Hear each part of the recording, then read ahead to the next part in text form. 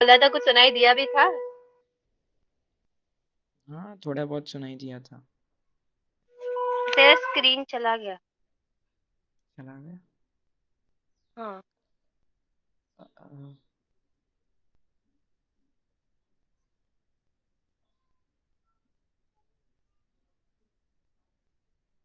हाँ, अब आ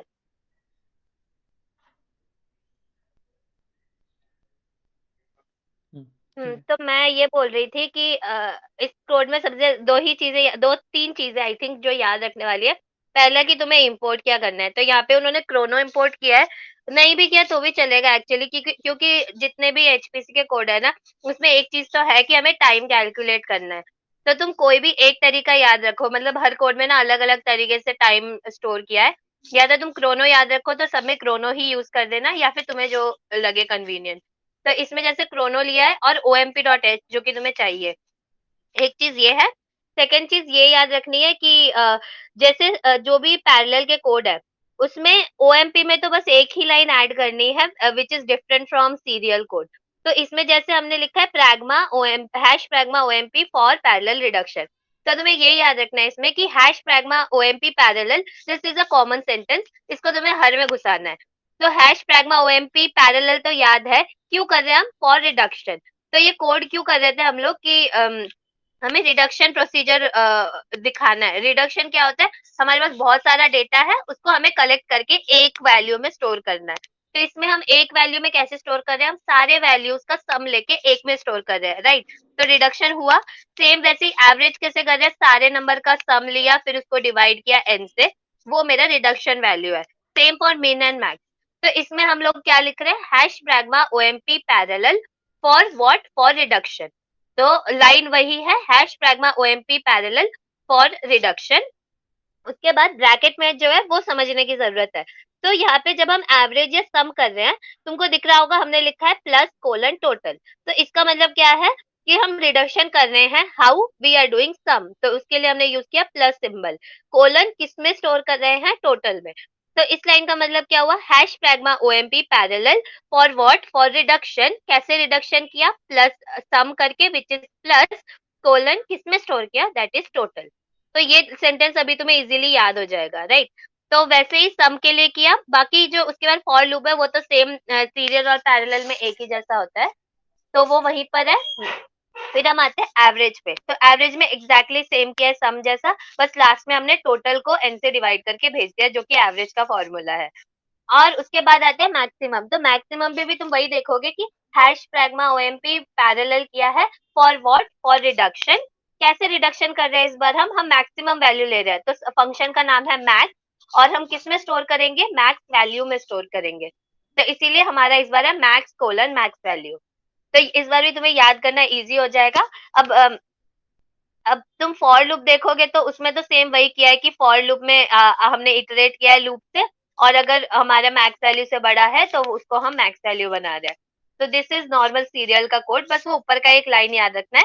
कैसे याद रखोगे वो मैंने तुम्हें बताया अभी। सेम मिनिमम के लिए भी वही कर रहे हैं, रिडक्शन कर रहे हैं। कैसे रिडक्शन कर रहे हैं? इस बार हम मिन फंक्शन यूज कर रहे हैं। तो हमने मिन किया है, किस में स्टोर करना है? मिन वैल्यू में स्टोर करना है।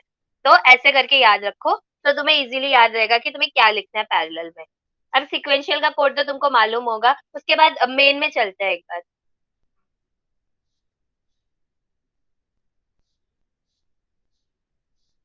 अभिषेक, मेन, हाँ, यही। तो इसमें जब तुम देखोगे तो सेम वही क्रोनो का हाई रेजोल्यूशन क्लॉक यूज किया है। अब क्रोनो में ये दिक्कत है ना कि क्रोनो में ना बहुत ज्यादा सिंटैक्स है, तो तुमको ये सब याद रखना पड़ेगा। या फिर आई थिंक इसमें होता है सी प्लस प्लस में ही होता है क्लॉक डॉट एच या टाइम डॉट एच, तो उससे इजीली मिल जाता है टाइम। तो या तो तुम ऐसे याद रखो, ये high resolution clock colon now, फिर सम करो, फिर से हाई रेजोल्यूशन क्लॉक। एक तो वो कर सकते हो, या फिर वो टाइम डॉट एच को थोड़ा गूगल कर लो और उससे लिख दो, तो इजी होगा वो। तो आई डोंट थिंक इस कोड में तो और कोई दिक्कत होनी चाहिए, तो बहुत इजी कोड है। कोई डाउट? नहीं। हाँ, चलो नेक्स्ट पे चलते हैं। नेक्स्ट कौन सा है? नेक्स्ट है I guess parallel solve. Shweta. हाँ। वो OMP underscore get underscore W time वाला फंक्शन यूज किया तो। अब वो तो कर सकता है, लेकिन आई थिंक ओएमपी वाला जो है वो बस पैरेलल के लिए यूज होता है। लेकिन हाँ, वो भी यूज करते हैं, मैंने भी एक कोड में किया था वो यूज। मतलब मैं वही कह रही थी ना कि हर कोड में उन्होंने अलग अलग तरह का टाइम यूज किया है। बट तुमको ये याद रखना है कि हर में ना वो लोग जो टाइम रिटर्न कर रहे हैं वो अलग अलग यूनिट्स में है। तो अगर तू वो ओएमपी अंडरस्कोर टाइम अंडरस्कोर वो वाला यूज कर रहा है तो उसका आई थिंक यूनिट अलग होता है। तो एक बार बस देख लेना उसको, ताकि तुम लोग जब आउटपुट रिप्रेजेंट करो ना तो दिखे वो सही से। वरना बाकी ओके तो ओके किसी हाँ। को भी यूज कर सकता है, ऐसा नहीं है। बस आई थिंक कूड़ा वाले में ना, क्योंकि कूड़ा का जो जीपीयू टाइम होता है वो कूड़ा के प्रोग्राम से आता है। तो इसीलिए जो सीपीयू टाइम है वो कैलकुलेट करने के लिए हमें एक वो टाइम डॉट एच को ही यूज करना पड़ता है, क्योंकि उसी से वो मैच करता है फिर। सिर्फ हाँ, कूड़ा में ना। तो मैं वही कह रही हूँ ना, अब कूड़ा के लिए तूने याद किया है तो सबके लिए अलग अलग क्यों याद करना है, एक को याद करो। या तो अगर तुझे अलग अलग याद हो रहा है तो अच्छी बात है वो तो। हाँ, तो सेकंड वाला है मर्ज सॉर्ट और बबल सॉर्ट वाला। ठीक है, ये तो ओपन एमपी में ना, ठीक है तेरे पास कोड? हाँ, तो देखो तो पहले मैं बताती हूँ कि बबल सॉर्ट में सीक्वेंशियल को पैरेलल में कैसे करना है। तो बेसिकली हम लोग कोड में इसमें कोई चेंज नहीं करते हैं बबल सॉर्ट में। बबल सॉर्ट में जो मेन आइडिया पैरेललिज्म का होता है ना, वो मेमोरी पैरेललिज्म का होता है। तो इसका मतलब है इंस्टेड ऑफ हम पूरा वो जो दो को हम लोग बबल में क्या करते हैं, हम लोग हम पहला एलिमेंट लेते हैं, दूसरा एलिमेंट लेते हैं, दोनों को कंपेयर करते हैं। अगर एक छोटा हुआ तो उसको उसको हम लोग स्वैप करते हैं, राइट। तो ये हमारा बबल सॉर्ट का तरीका होता है। तो अब हम उसको पैरेलल कैसे करेंगे, हम उसको सेम मेमोरी एड्रेस सारे थ्रेड को पास करते हैं। तो उससे हमारा टाइम कम होता है। तो ये address passing sorry memory memory address sharing mechanism है। तो ये जो बबल सॉर्ट है ना, इसमें एक्चुअली जो सीरियल है उसमें तो सेम वही होता है कि दो कंसेक्यूटिव नंबर्स को हमने कंपेयर किया और स्वैप किया। बट अगर हम पैरेलल बबल सॉर्ट देखें ना तो वो थोड़ा सा डिफरेंट होता है। तो पैरेलल बबल सॉर्ट में जो है ना बेसिकली, यार तेरा पैरेलल बबल सॉर्ट का कोड थोड़ा अलग है, लेकिन कोई बात नहीं, तूने उसी कोड को दो बार लिखा है। वो ऑड इवन इंडेक्स कंपेयर करते हैं ना हम। हाँ हाँ, मैं वही बताना चाहती थी। वही है ये भी। हाँ, तो देखो बबल सॉर्ट का जो अल्गोरिदम है ना वो थोड़ा अलग हो जाता है पैरेलल के केस में। तो पैरेलल अगर हम दो को कंसेक्यूटिवली चेक करेंगे तो हम उसको पैरेलल कैसे बनाएंगे, है ना, क्योंकि अगर हम पहले दो को कंपेयर कर रहे हैं और फिर टू और थ्री को कंपेयर कर रहे हैं तो टू तो दोनों में आ रहा है। तो वो ओवरलैप होगा तो डेडलॉक कंडीशन आ सकता है। तो इसीलिए हम क्या करते हैं, हम लोग जो मेरा पूरा एरे है ना उसको हम डिवाइड करते हैं। तो बेसिकली मान ले तेरा तुम्हारा 10 का एरे है। तो तुमने एक के वैल्यू लिया 2। तो अब तुम पूरे एरे को दो दो के वैल्यूज में डिवाइड करोगे। तो तुम्हारे पास पांच डिफरेंट एरेज हुए। अब पांच डिफरेंट एरेज में से वो एक एक एरे को लेता है और उसको सॉर्ट करता है। ऐसा है। तो इस कोड में अगर हम देखें, यार तेरा ऑड इवन लग नहीं रहा है लेकिन, क्योंकि दोनों में पूरा सेम कोड है। बट आई थिंक सॉर्ट होगा इससे भी, क्योंकि मेरा कोड एक ही चलता था इससे। नहीं नहीं, वो नहीं नहीं देखो वो देखो I is equal to zero I और is I equal is to equal to zero और one I is equal to इससे। वन ओ ओ इससे हाँ हाँ हाँ, ऑड सॉरी इवन मैंने होता वो है। भी देखा, हाँ।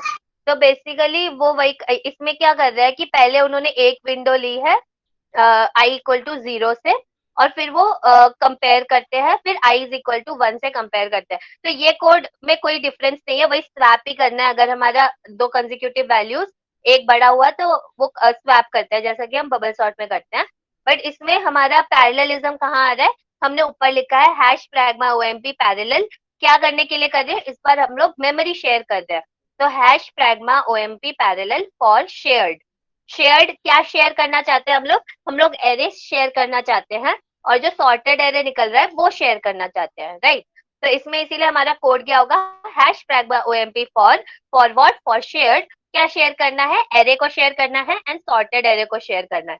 तो अब इसका जो कोड है ना वो ऐसा चलता है कि एक बार वो पहले के लाइक मान लो वो पहले n-1 तक एरे ले रहा है, और वो पहले आई इक्वल टू जीरो से कंपेयर कर रहा है। तो ये एक विंडो है। तो इस विंडो में जितने भी वैल्यूज है वो कंजिक्यूटिवली सॉर्ट करेगा उनको। और सेकेंड बार में उसके बाद फिर से वो मेमोरी शेयर करके आई इक्वल टू वन, मतलब पहला एलिमेंट छोड़ के बाकी एलिमेंट्स को लेके उसको कंपेयर करेगा और वो सॉर्ट करेगा। तो ये ऐसे दो विंडोज क्रिएट करता है। तो तुम्हें अगर ये एग्जांपल और अच्छे से समझना है ना, तो तुम यूट्यूब पे जाके देखो, वो हिंदी में अच्छे से समझाते हैं। तो ये एल्गोरिदम क्योंकि तुम्हें एक बार पता होगा ना, तो तुम्हारे थियरी में भी काम आएगा, वो है थियरी में ये वाला ये एल्गोरिदम। तो ये ऑड इवन एल्गोरिदम कुछ कहते हैं इसको। तो वो पैरेलल बबल सॉर्ट में यूज होता है, बट मेन कंसेप्ट क्या है यहाँ पे कि हमें मेमोरी शेयर करनी है। तो इसमें जो ओएमपी का एक ही लाइन यूज होता है, विच इज फॉर शेयर्ड, क्या शेयर कर रहे हैं उस ब्रैकेट में लिखा है, ठीक है। तो फिर हम बबल मर्ज सॉर्ट पे चलते हैं, पैरेलल मर्ज सॉर्ट। पहले सीक्वेंशियल। हाँ, सीक्वेंशियल बताते हैं। हाँ, तो सीक्वेंशियल में देखो, मर्ज सॉर्ट में अगर तुम्हें पता तुम्हें नॉर्मल तो पता ही होगा कि हम क्या करते हैं, उसमें डिवाइड एंड कॉन्कर मैकेनिज्म है। मतलब क्या है, पहले हम लोग उसको मर्ज सॉर्ट में पहले हम एरे को डिवाइड करते हैं लेफ्ट एंड राइट एरे में, फिर उसको तब तक डिवाइड करते हैं जब तक हमें लास्ट एलिमेंट नहीं मिलता, एंड देन हम लोग उसको मर्ज करते हैं। तो ये एक तरीका होता है। दूसरा तरीका है कि हम बॉटम अप अप्रोच ले। अभी तो हमने टॉप बॉटम अप्रोच लिया कि हमारे पास पूरा एरे था, उसको हमने डिवाइड किया, लास्ट में एक एलिमेंट मिल रहा है। अगर हम बॉटम अप अप्रोच ले, जहां पे हम लोग पहले ही कंसीडर कर रहे हैं कि सारे एलिमेंट सिंगल है, और उसके बाद हम लोग उनको मर्ज करते जाते हैं until we get the final array, तो that is bottom up approach. तो इसमें हम लोग तो जो सिक्वेंशियल है ना, उसमें हम लोग टॉप बॉटम ही लेते हैं। तो अब हम क्या करते हैं इसमें, जो मर्ज सॉर्ट फंक्शन है, पहले हमने मिड वैल्यू लिया। मिड वैल्यू हम जानते हैं कैसे कैलकुलेट करते हैं। तो सम लिया है, और मतलब बेसिकली तेरे पास स्टार्ट है, start is 0, and is n-1, तो उसका बीच का वैल्यू हमने ढूंढा मिड मिड फंक्शन से। फिर हम लोग पहले मर्ज इसको रिकर्सिव में चलाएंगे। पहले हम लेफ्ट साइड के एरे के लिए चेक करेंगे कि मतलब वही है ना कि हम लोग उसको तोड़ते जाते हैं। तो अब हमें टूटा हुआ मिला एरे कि मिड से स्टार्ट से लेके मिड तक लेफ्ट साइड का एरे, और फिर मिड से लेके राइट तक विच इज राइट साइड का एरे। तो ये दो अलग अलग मिले हैं, इनको हम तब तक रिकर्सिवली सॉल्व करते जाएंगे जब तक हमें सिंगल एलिमेंट नहीं मिलता, तो है ना। तो अब हमने पहले लिया लेफ्ट साइड का एरे, वो फिर से बार बार चलेगा। जब हमें लास्ट में जब वो रिटर्न करता है, तो हम मर्ज फंक्शन में आते हैं। तो यहाँ पे जो मेन खेल है वो मर्ज फंक्शन ही करता है। मर्ज सॉर्ट तो बस वही है कि डिवाइड करने के लिए है। तो जो मर्ज फंक्शन है वो क्या कर रहा है, वो मेरा एरे ले रहा है, स्टार्ट मिड और एंड तीनों ले रहा है। तो अगर हम मर्ज फंक्शन में देखें, तो पहले क्या कर रहे हैं हम लोग, पहले हम लोग वेक्टर्स क्रिएट कर रहे हैं left array and right array का। तो लेफ्ट क्रिएट किया हमने एरे डॉट बिगिन करके, और एंड करके। एंड कहाँ तक कर रहे हैं हम, बस मिड प्लस वन, मतलब वो मिड वाले वैल्यू तक जाएगा। और तो अगर मेरे पास 10 का वो था, स्टार्ट मेरा क्या होगा 0, एंड क्या होगा मेरा start plus n-1, 10 - 0 is 10, 10 divided by 2 5, तो मेरा मिड क्या होगा 5। और फिर वैसे ही राइट कहाँ से स्टार्ट होता है, मिड प्लस वन से। अब मिड वाला वैल्यू तो मेरे लेफ्ट में चला गया है, तो मिड प्लस वन से करेंगे हम। तो 6 से लेके 10 तक जो भी एलिमेंट्स होंगे वो मेरे राइट वाले एलिमेंट में है। तो उसके बाद हमने क्या किया है, दो पॉइंटर्स लिए हैं।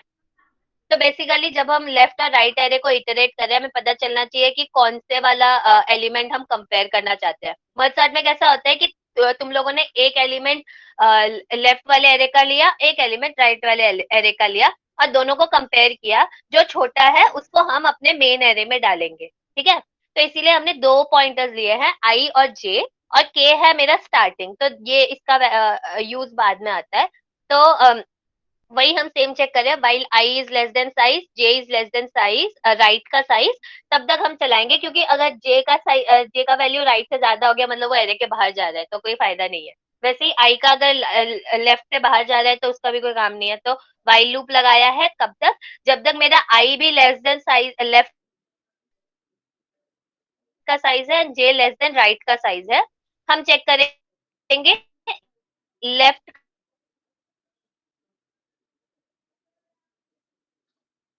का जो वैल्यू है, क्या वो राइट से छोटा है। अगर मर्ज फंक्शन आ रहा है, वो हमेशा 0 से लेके एन तक नहीं जाने वाला, राइट, कि हम बीच के एलिमेंट्स को भी मर्ज कर सकते हैं। तो इसीलिए स्टार्ट वैल्यू क्या बताएगा कि जिस जिस एरे को हम लोग मर्ज कर रहे हैं उसका इंडेक्स कितना है।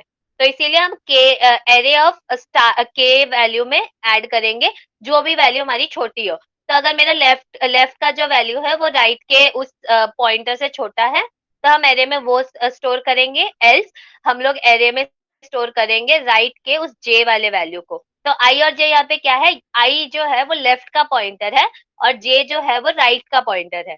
तो अगर मैंने लेफ्ट के पॉइंटर और राइट के पॉइंटर को कंपेयर करेंगे, वो जो जिस वैल्यू को इंडिकेट कर रहा है, तो छोटे वाले को हम एरे में स्टोर करेंगे। तो वो होने के बाद अब क्योंकि ये एंड लगा है वाइल में, तो अगर इनमें से एक भी आउट ऑफ रेंज जाता है, तो मान लो मैंने आई के वैल्यू सारे छोटे थे, तो आई जो है पॉइंटर, वो आगे बढ़ बढ़ के वो लास्ट में आई आई लेफ्ट के साइड से बाहर निकल गया, लेकिन जे अभी भी स्टार्टिंग पे ही है। मतलब जे का जो लिस्ट है पूरा वो इटरेट नहीं हुआ है। तो इसके लिए हमने नेक्स्ट लाइन लगाई है कि जब तक मेरा आई का साइज कंप्लीट नहीं होता है, तो जो भी बचे हुए एलिमेंट्स है वो डायरेक्टली डाल दो विदाउट कंपैरिजन। तो आई जब तक कंप्लीट नहीं होता है तब तक आई के वैल्यू को के में डालो, और के वैल्यू को भी इंक्रीमेंट करो, आई का भी इंक्रीमेंट करो। सेम अगर मेरा आई कंप्लीट हो गया है तो जे में जो भी वैल्यूज है उनको भी कंपेयर करो और ऐड कर दो। तो ये है मेरा मर्ज फंक्शन। आई डोंट थिंक इसमें डाउट होगा। तो अगर हम पैरेलल मर्ज देखें, हाँ हाँ, तो पैरेलल मर्ज में भी मर्ज में इसमें जो है ना, इसमें मैं बताती हूँ इसमें तुम्हें कैसे याद रखना है। तो इस वाले मर्ज सॉर्ट में क्या होता है कि हम लोग सेक्शंस में काम करते हैं। तो सेक्शन का मतलब क्या है कि तुम ऐसे याद रखो, मेरे पास जो एरे था उसको मैंने सेक्शंस में डिवाइड किया है। जैसे कि मैंने बोला वो लेफ्ट सेक्शन और राइट सेक्शन होता है, फिर वो और लेफ्ट और राइट बनता है जब तक हमें लास्ट एलिमेंट नहीं मिलता है। तो यहाँ पे इसीलिए हम लोग तो यहाँ पे हम लोग parallel hash pragma OMP sections create करेंगे। तो जो पैरेलल का कोड है वो एग्जैक्टली पूरा पूरा का पूरा सेम है सीरियल वाले से। The only difference is that इसमें जब हम स्टार्ट और मिड को कैलकुलेट किया हमने, उसके बाद हमें लाइन डालनी है हैश प्रैग्मा ओएमपी पैरेलल। इस बार किसके लिए कर रहे हैं, फॉर सेक्शन। तो हम लोग फॉर लूप नहीं लगाते क्योंकि यहाँ पे फॉर लूप है ही नहीं हमारे पास, तो हम फॉर नहीं लगाएंगे। बट हम क्या क्रिएट कर रहे हैं, हम यहाँ पे सेक्शंस क्रिएट कर रहे हैं। तो हम क्या लिखेंगे, hash pragma OMP parallel section. तो सेक्शंस लिखे, तो अब मैंने लिखा है कि हम सेक्शंस क्रिएट कर रहे हैं, तो क्या सेक्शंस क्रिएट हो रहे हैं। तो उसके लिए है हमारे पास हैश प्रैग्मा ओएमपी सेक्शन। पहले हमने लेफ्ट के लिए किया है विच इज एरे स्टार्ट और मिड, फिर हमने नेक्स्ट सेक्शन क्रिएट किया है एरे मिड प्लस वन और एंड। तो जो दोनों रिकर्सिवली लूप चलता है ना कि पैरेलल मर्ज सॉर्ट का, बस उसके ऊपर हमें लगाना है हैश प्रैग्मा सिलेक्शन, और उन दोनों के ऊपर लगाना है हमें हैश प्रैग्मा ओएमपी पैरेलल। क्या करना चाहते हैं, सेक्शंस क्रिएट करना चाहते हैं।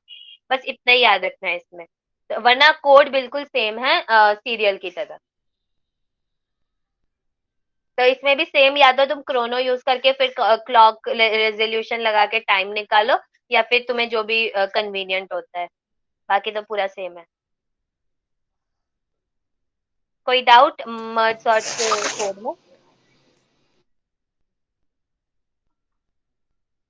नहीं, शायद नहीं, किसी को शायद कुछ भी किसी डाउट को नहीं कुछ भी डाउट नहीं। बबल सॉर्ट का ना तुम लोग सच में एक बार देख लो वीडियो, क्योंकि वो बेटर होगा समझने में, क्योंकि ऐसे बताने से उतना विंडो विंडो समझ नहीं आएगा। वो एक बार देख लो, इजी होगा समझना। ठीक है। ठीक है। आगे आगे बीएफएस बीएफएस डिफेंस है। डिफेंस है। तो हाँ। तो मेरे पास मेरे बहुत पास सारे बहुत कोड है सारे कोड है बीएफएस डीएफएस के। बीएफएस के। कुछ कुछ चलते, कुछ कुछ कुछ कुछ चलते चलते, नहीं कुछ है। कुछ चलते नहीं है। अब अब मैं गिटहब आई मैं ओपन गिटहब करता हूँ, मेरे ओपन करता गिटहब हूँ, पे मेरे 3 गिटहब कोड पे है। 3 कोड है। एक बार तुम देख देख लो लो लाइक कौन सा हाँ, करना इजी है। चाहिए। करना चाहिए।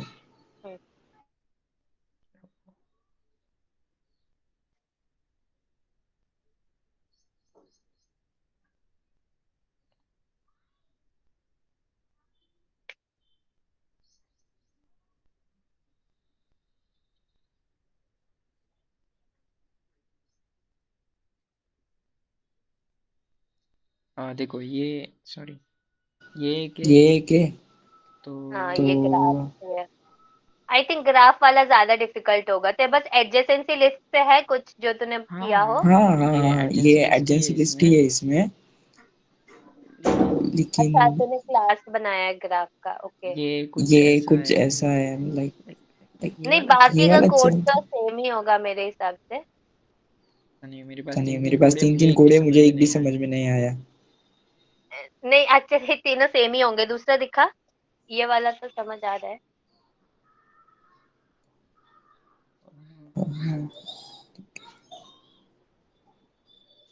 इसका इसका डीएफएस डीएफएस देखो देखो क्या है। क्या है। हाँ नहीं, वही है शायद सारे कोड, उन्होंने बस थोड़ा ऊपर नीचे करके लिखा है। बात वही है, चलो यही वाला समझा देती हूँ फिर मैं। पहले हाँ सीरियल वाले बीएफएस में जा। हाँ बोल। नहीं नहीं, नहीं नहीं, ये भी ये एक ये देख लो। भी एक देख लो। हम्म। ये ये क्या? नहीं, इन्होंने लिखा वही सेम कोड है, बस उसमें ना उन्होंने ग्राफ क्रिएट किया है, बाकी बात वही लिखी है। अच्छा, तो पहले अच्छा, वाला तो दिखाओ पहले वाला या दिखाओ या ये वाला? ये वाला? दूसरा वाला दिखा, दूसरा वाला ज्यादा सिस्टमैटिक लिखा है। ठीक है। ठीक है। हाँ तो इसमें पहले ग्राफ क्रिएशन का कोड दिखा मुझे।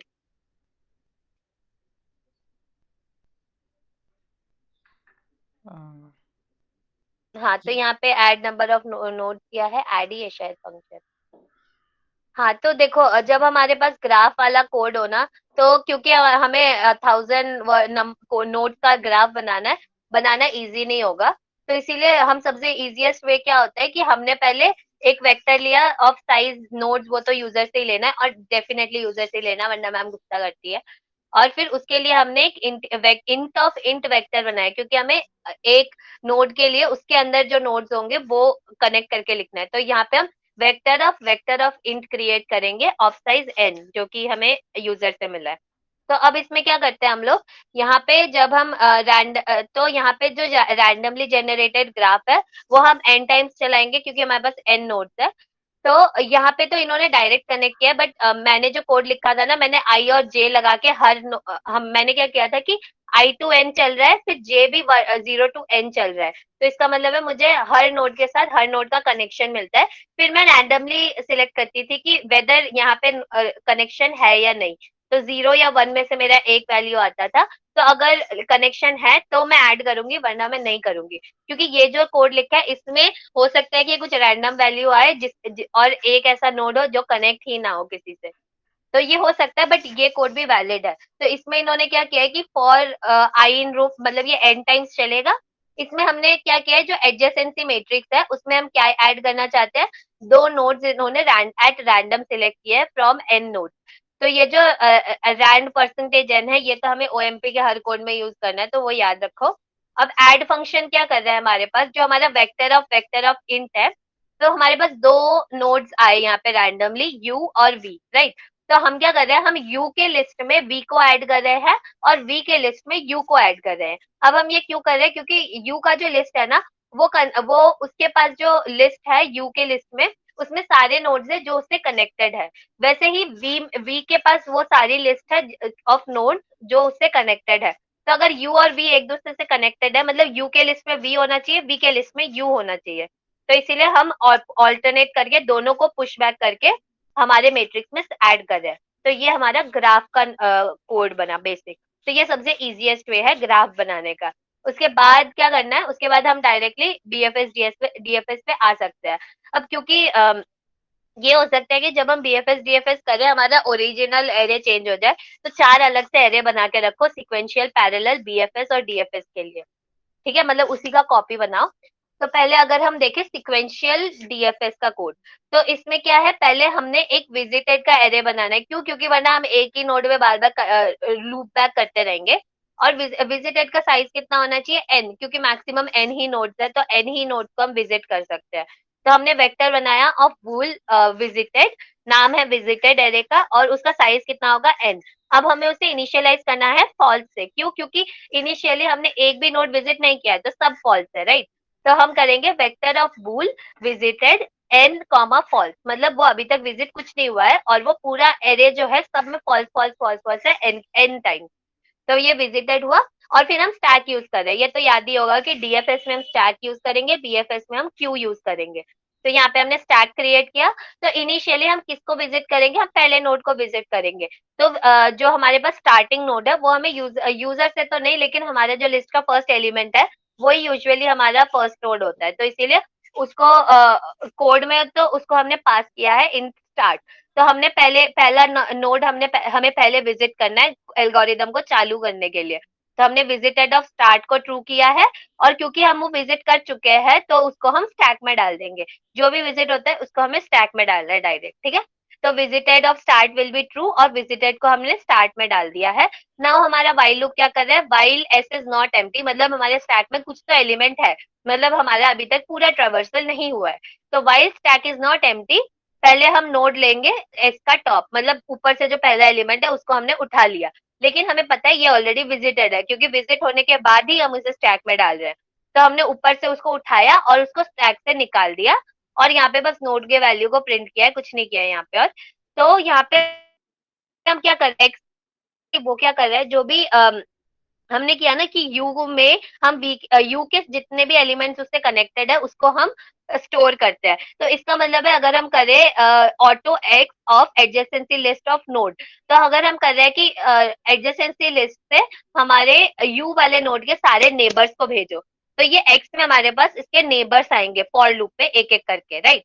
तो हम यहाँ पे बेसिकली उस नोड के नेबर्स को सिलेक्ट करने की कोशिश कर रहे हैं। तो यहाँ पे तो एक्स में मेरा नेबर आया इस नोड का, इस नेबर को हम चेक करेंगे क्या वो विजिटेड है। तो अगर वो विजिटेड है तो उसको दोबारा विजिट करने का तो कोई पॉइंट नहीं है, तो हम चेक करेंगे if it is not visited, फिर हम उसको फिर से स्टैक में पुश करेंगे और उसको विजिटेड बनाएंगे। तो visited of that node will become true, और उस नोड को हम लोग स्टैक में पुश करेंगे। तो ये फिर से लूप में चलता है, तो लूप में चलेगा तो अब नोड क्या बनेगा, अब न्यूली जो नेबर्स हमने स्टैक में ऐड किए उसका जो टॉप होगा वो मेरा नोड बनेगा। फिर उस एलिमेंट को हमने निकाल लिया, फिर उस एलिमेंट को जो जिसको हमने निकाला है उसके सारे नेबर्स को हम ढूंढेंगे। अब उसके नेबर्स जो हमें मिले उसमें से चेक कर रहे हैं कि इन नेबर्स में से किसको हमने अभी तक विजिट नहीं किया है। जिसको नहीं किया है उसको फिर से स्टैक में डालो, और क्योंकि हमने अभी उसको विजिट किया उसको फिर ट्रू करना है। तो डीएफएस का कोड ऐसा ही चलता है। कोई डाउट इसमें?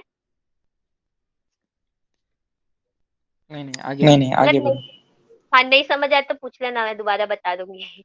ठीक है, फिर अब हम पैरेलल देखते हैं डीएफएस का। जहाँ तक हाँ, तो पैरेलल डीएफएस मोर और लेस सेम ही चलता है। तो इसमें भी हमें पहले सेम विजिटेड का लिस्ट बनाना है। इनिशियली एवरीथिंग इज फॉल्स और उसका साइज है n, और स्टैक चाहिए होगा। तो यहाँ तक तो सेम है कि स्टैक में पहला नोड डालो और उसको उसका विजिटेड ट्रू करना है। तो यहाँ पे हम लोग क्या कर रहे हैं कि हम यहाँ पे जो वाइल लूप है उसको पैरेललाइज कर रहे हैं। अब पिछले जितने भी कोड तुमने देखे ओएमपी के, उसमें हमारे पास फॉर लूप था जिसको हमने पैरेललाइज किया था, राइट। जैसे रिडक्शन में पैरेलल फॉर लूप था ऐड करने के लिए एलिमेंट को, यहाँ पे हम वाइल लूप में यूज करने की कोशिश कर रहे हैं। तो इसीलिए हम इसके आगे कुछ नहीं लगाते हैं, हमने सिंपली लिखा है हैश प्रैग्मा ओएमपी पैरेलल, क्योंकि हमें वाइल लूप को पैरेललाइज करना है यहाँ पे। तो हम यहाँ पे कुछ नहीं लिखेंगे और हम बस लिखेंगे हैश प्रैग्मा ओएमपी पैरेलल। फिर जो वाइल लूप है वो सेम वाइल लूप ही रहेगा। अब यहाँ पे ये ओएमपी क्रिटिकल का मतलब क्या है कि ये क्रिटिकल कोड, ये वाला जो पार्ट है ये हमेशा इसमें होना चाहिए। ये हमेशा इंडिविजुअली एक्सक्लूसिवली एग्जीक्यूट होना चाहिए, क्योंकि ये वाला पार्ट अगर हम पैरेलली एग्जीक्यूट करेंगे तो हमारे पास डेडलॉक कंडीशन आ सकती है। तो इसीलिए हम लोग यहाँ पे लिखते हैं हैश प्रैग्मा ओएमपी क्रिटिकल। तो एक्चुअली यहाँ पे क्रिटिकल लगाना जरूरी नहीं है, तुम नहीं भी लगाओगे तो चलेगा। बट यहाँ पे बेसिकली ये क्या कर रहे हैं कि अगर मेरा स्टैक एम्प्टी नहीं है तो ही हम आगे बढ़ रहे हैं, इसीलिए उसको हमने क्रिटिकल लगाया है। बट अगर हम इतने सारे क्रिटिकल लगाएंगे ना तो वो एक्चुअली काम करेगा ही नहीं कुछ भी। तो इसीलिए ये नहीं भी लगाए तो भी चलेगा, बट वही है कि this is hash pragma OMP critical, मतलब ये वाला सेक्शन पैरेलली एग्जीक्यूट नहीं करना है, इसको हम सीरियली एग्जीक्यूट करेंगे। तो क्या सीरियली एग्जीक्यूट करें हम लोग, वही कि if it is not empty तो हम लोग उसमें नोड को हम टॉप से निकालेंगे और उसको हम जो स्टैक है उससे हम पॉप कर देंगे। उसके बाद उस नोड को प्रिंट किया है। यहाँ पे जो है ये schedule dynamic, this is the code where we are trying to parallelise. तो ये जो है इसमें हमने क्या किया है, शेड्यूल किया है कि जो भी हम नेबर विजिटिंग पार्ट है ना, क्योंकि यहाँ पे हम लोग एडजेसेंसी मैट्रिक्स ऑफ नोड से सारे नेबर्स को ले रहे हैं और उसको एक एक करके विजिट कर रहे हैं। तो ये वाला हमने लिखा है हैश प्रैग्मा ओएमपी, क्या करने की कोशिश कर रहे हैं, फॉर शेड्यूलिंग। कैसे शेड्यूल करना है, डायनामिकली। तो ये कोड थोड़ा डिफिकल्ट है याद करने में, तो शायद नॉर्मल फॉर लूप भी अगर हम यहाँ लगाए पैरेलल का वो भी काम करेगा, hash pragma OMP parallel for. But ये वाला ज्यादा दिख रहा है अच्छा देखने में। तो वही है हैश प्रैग्मा ओएमपी फॉर, क्या कर रहे हैं हम, शेड्यूल कर रहे हैं, क्या कैसे, डायनामिक। क्या हुआ? वो सानिका ज्वाइन हो रही थी। ओ, हाँ ठीक है। तो यहाँ पे बस बेसिकली क्या बोलना चाहते हैं, जो नेबर विजिटिंग पार्ट है, जैसे हम नेबर्स को विजिट करते हैं तो हमें पहले उनसे शेड्यूल करना पड़ेगा, उनसे पूछना पड़ेगा हम आ सकते हैं या नहीं, राइट। तो ये वही कर रहा है वो, हैश ब्रैगमा ओएमपी फॉर शेड्यूल। कैसे शेड्यूल करेंगे हम, डायनामिक। और उसके बाद वही सेम नेबर्स को विजिट किया। अब यहाँ पे क्रिटिकल डालना मोस्ट इम्पोर्टेंट है, क्यों? क्योंकि जब हम विजिटेड नहीं है वो, और हम तब उसको विजिट करने की कोशिश कर रहे हैं, तो ये भी हो सकता है कि कोई और नोड का भी ये नेबर हो और वो वहां से भी स्टैक में पुश करने की कोशिश कर रहा हो, राइट, क्योंकि ये पैरेलल में चल रहा है। तो इसीलिए यहाँ पे क्रिटिकल इसीलिए डालना है, क्योंकि अगर हम एक बार स्टैक में पुश कर रहे हैं, उस टाइम पे किसी और को पुश नहीं करना है, वरना वो एक जगह पे क्लैश हो जाएगा। तो इसलिए यहाँ पे डालना मोस्ट इंपॉर्टेंट है, हैश प्रैग्मा ओएमपी क्रिटिकल। कौन सा पार्ट क्रिटिकल है? स्टैक में पुश करना और उसके विजिटेड को ट्रू करना। तो इतना ही है, बाकी कोड सेम है। तो तुम्हें यहाँ पे वही दो चीजें याद रखनी है कि ऊपर स्केड्यूल डायनामिक लिखना है और अंदर क्रिटिकल लिखना है, और बाहर है हैश प्रैग्मा ओएमपी पैरेलल। बस इतना ही याद रखो। उसके बाद डीएफएस पे चलते हैं, ओ बीएफएस। हाँ, तो बीएफएस का कोड ना, तुम अगर डीएफएस याद रख सकते हो तो बीएफएस तो बहुत ही इजी है, कुछ डिफरेंस नहीं है इसमें। सेम विजिटेड लिया है, इसमें बस टैग की जगह हमें क्यू डेटा स्ट्रक्चर लेना है। तो बाकी का कुछ भी डिफरेंस नहीं है। और जैसे हमने विजिटेड लिया, सेम स्टैक की जगह हमने यहाँ पे क्यू लिया है, फिर विजिटेड स्टार्ट को ट्रू किया है और विजिटेड डॉट पुश में हमने स्टार्ट डाल दिया है, सेम। उसके बाद हमने चेक किया, जब while it is not empty node में, यहाँ पे हमें बस टॉप की जगह फ्रंट यूज करना है, इसका बस सिंटैक्स चेंज हो रहा है और कुछ भी नहीं है। Node is equal to queue का फ्रंट, और क्यू में से उस फ्रंट वाले को निकाल दिया। बाकी एग्जैक्टली सेम है, सेम हम नेबर्स को विजिट करेंगे, auto X equal to adjacency of node. मतलब हम नोड के नेबर्स को चेक ढूंढ रहे हैं, नोड के नेबर्स को लिया हमने, हम चेक करेंगे, if it is not visited उसको हमें विजिट करना है और उसे हमें क्यू में ऐड करना है। तो बेसिकली ये कोड पूरा सेम है डीएफएस जैसा, बस इसमें हमें स्टैक की जगह क्यू यूज करना है, और स्टैक में जैसे हम टॉप यूज करते हैं, इसको हमें फ्रंट यूज करना है। और बाकी पूरा कोड सेम टू सेम, ठीक है। तो तुम एक ही याद रखो अच्छे से, दूसरा हो जाएगा अपने आप। तो आई थिंक पैरेलल बीएफएस भी एग्जैक्टली सेम चलता है। इसमें इन्होंने आधा पैरेलल का कोड नहीं लिखा ऊपर, प्रैग्मा ओएमपी फॉर कोई बात नहीं। तो तुम लोगों ने वही डीएफएस, वही समझ में नहीं आ रहा कि ये क्या चल रहा है, नहीं वो एक्चुअली भूल गए। तो बेसिकली क्या होता है ना कि बीएफएस डीएफएस में ना हमें पैरेललाइजेशन नहीं ही करना चाहिए। क्यों? क्योंकि उसमें वो होता है, ग्राफ के जो नोड्स है ना वो इंटरकनेक्टेड है, तो ये वाला पैरेलल बीएफएस तो वहां करना पे चाहिए या ओवरलैप फिर करके, ये वाला हाँ वो, करना चाहिए या नहीं फिर तूने नहीं? डीएफएस में जहां जहाँ पे पैरेलल लिखा है ना, यहाँ पे भी तो उतना ही लिखेगा तो चल जाएगा कोड, ऐसा है। अच्छा, अच्छा ठीक है। क्योंकि मैंने तो वही किया था, चल रहा था। तो हम सीधा तो हम दूसरे कोड सीधा पे दूसरे जाते हैं कोड फिर, पे जाते हैं फिर, चलेगा चलेगा। कूड़ा पे। कूड़ा पे। कूड़ा कूड़ा है क्या? अच्छा हाँ।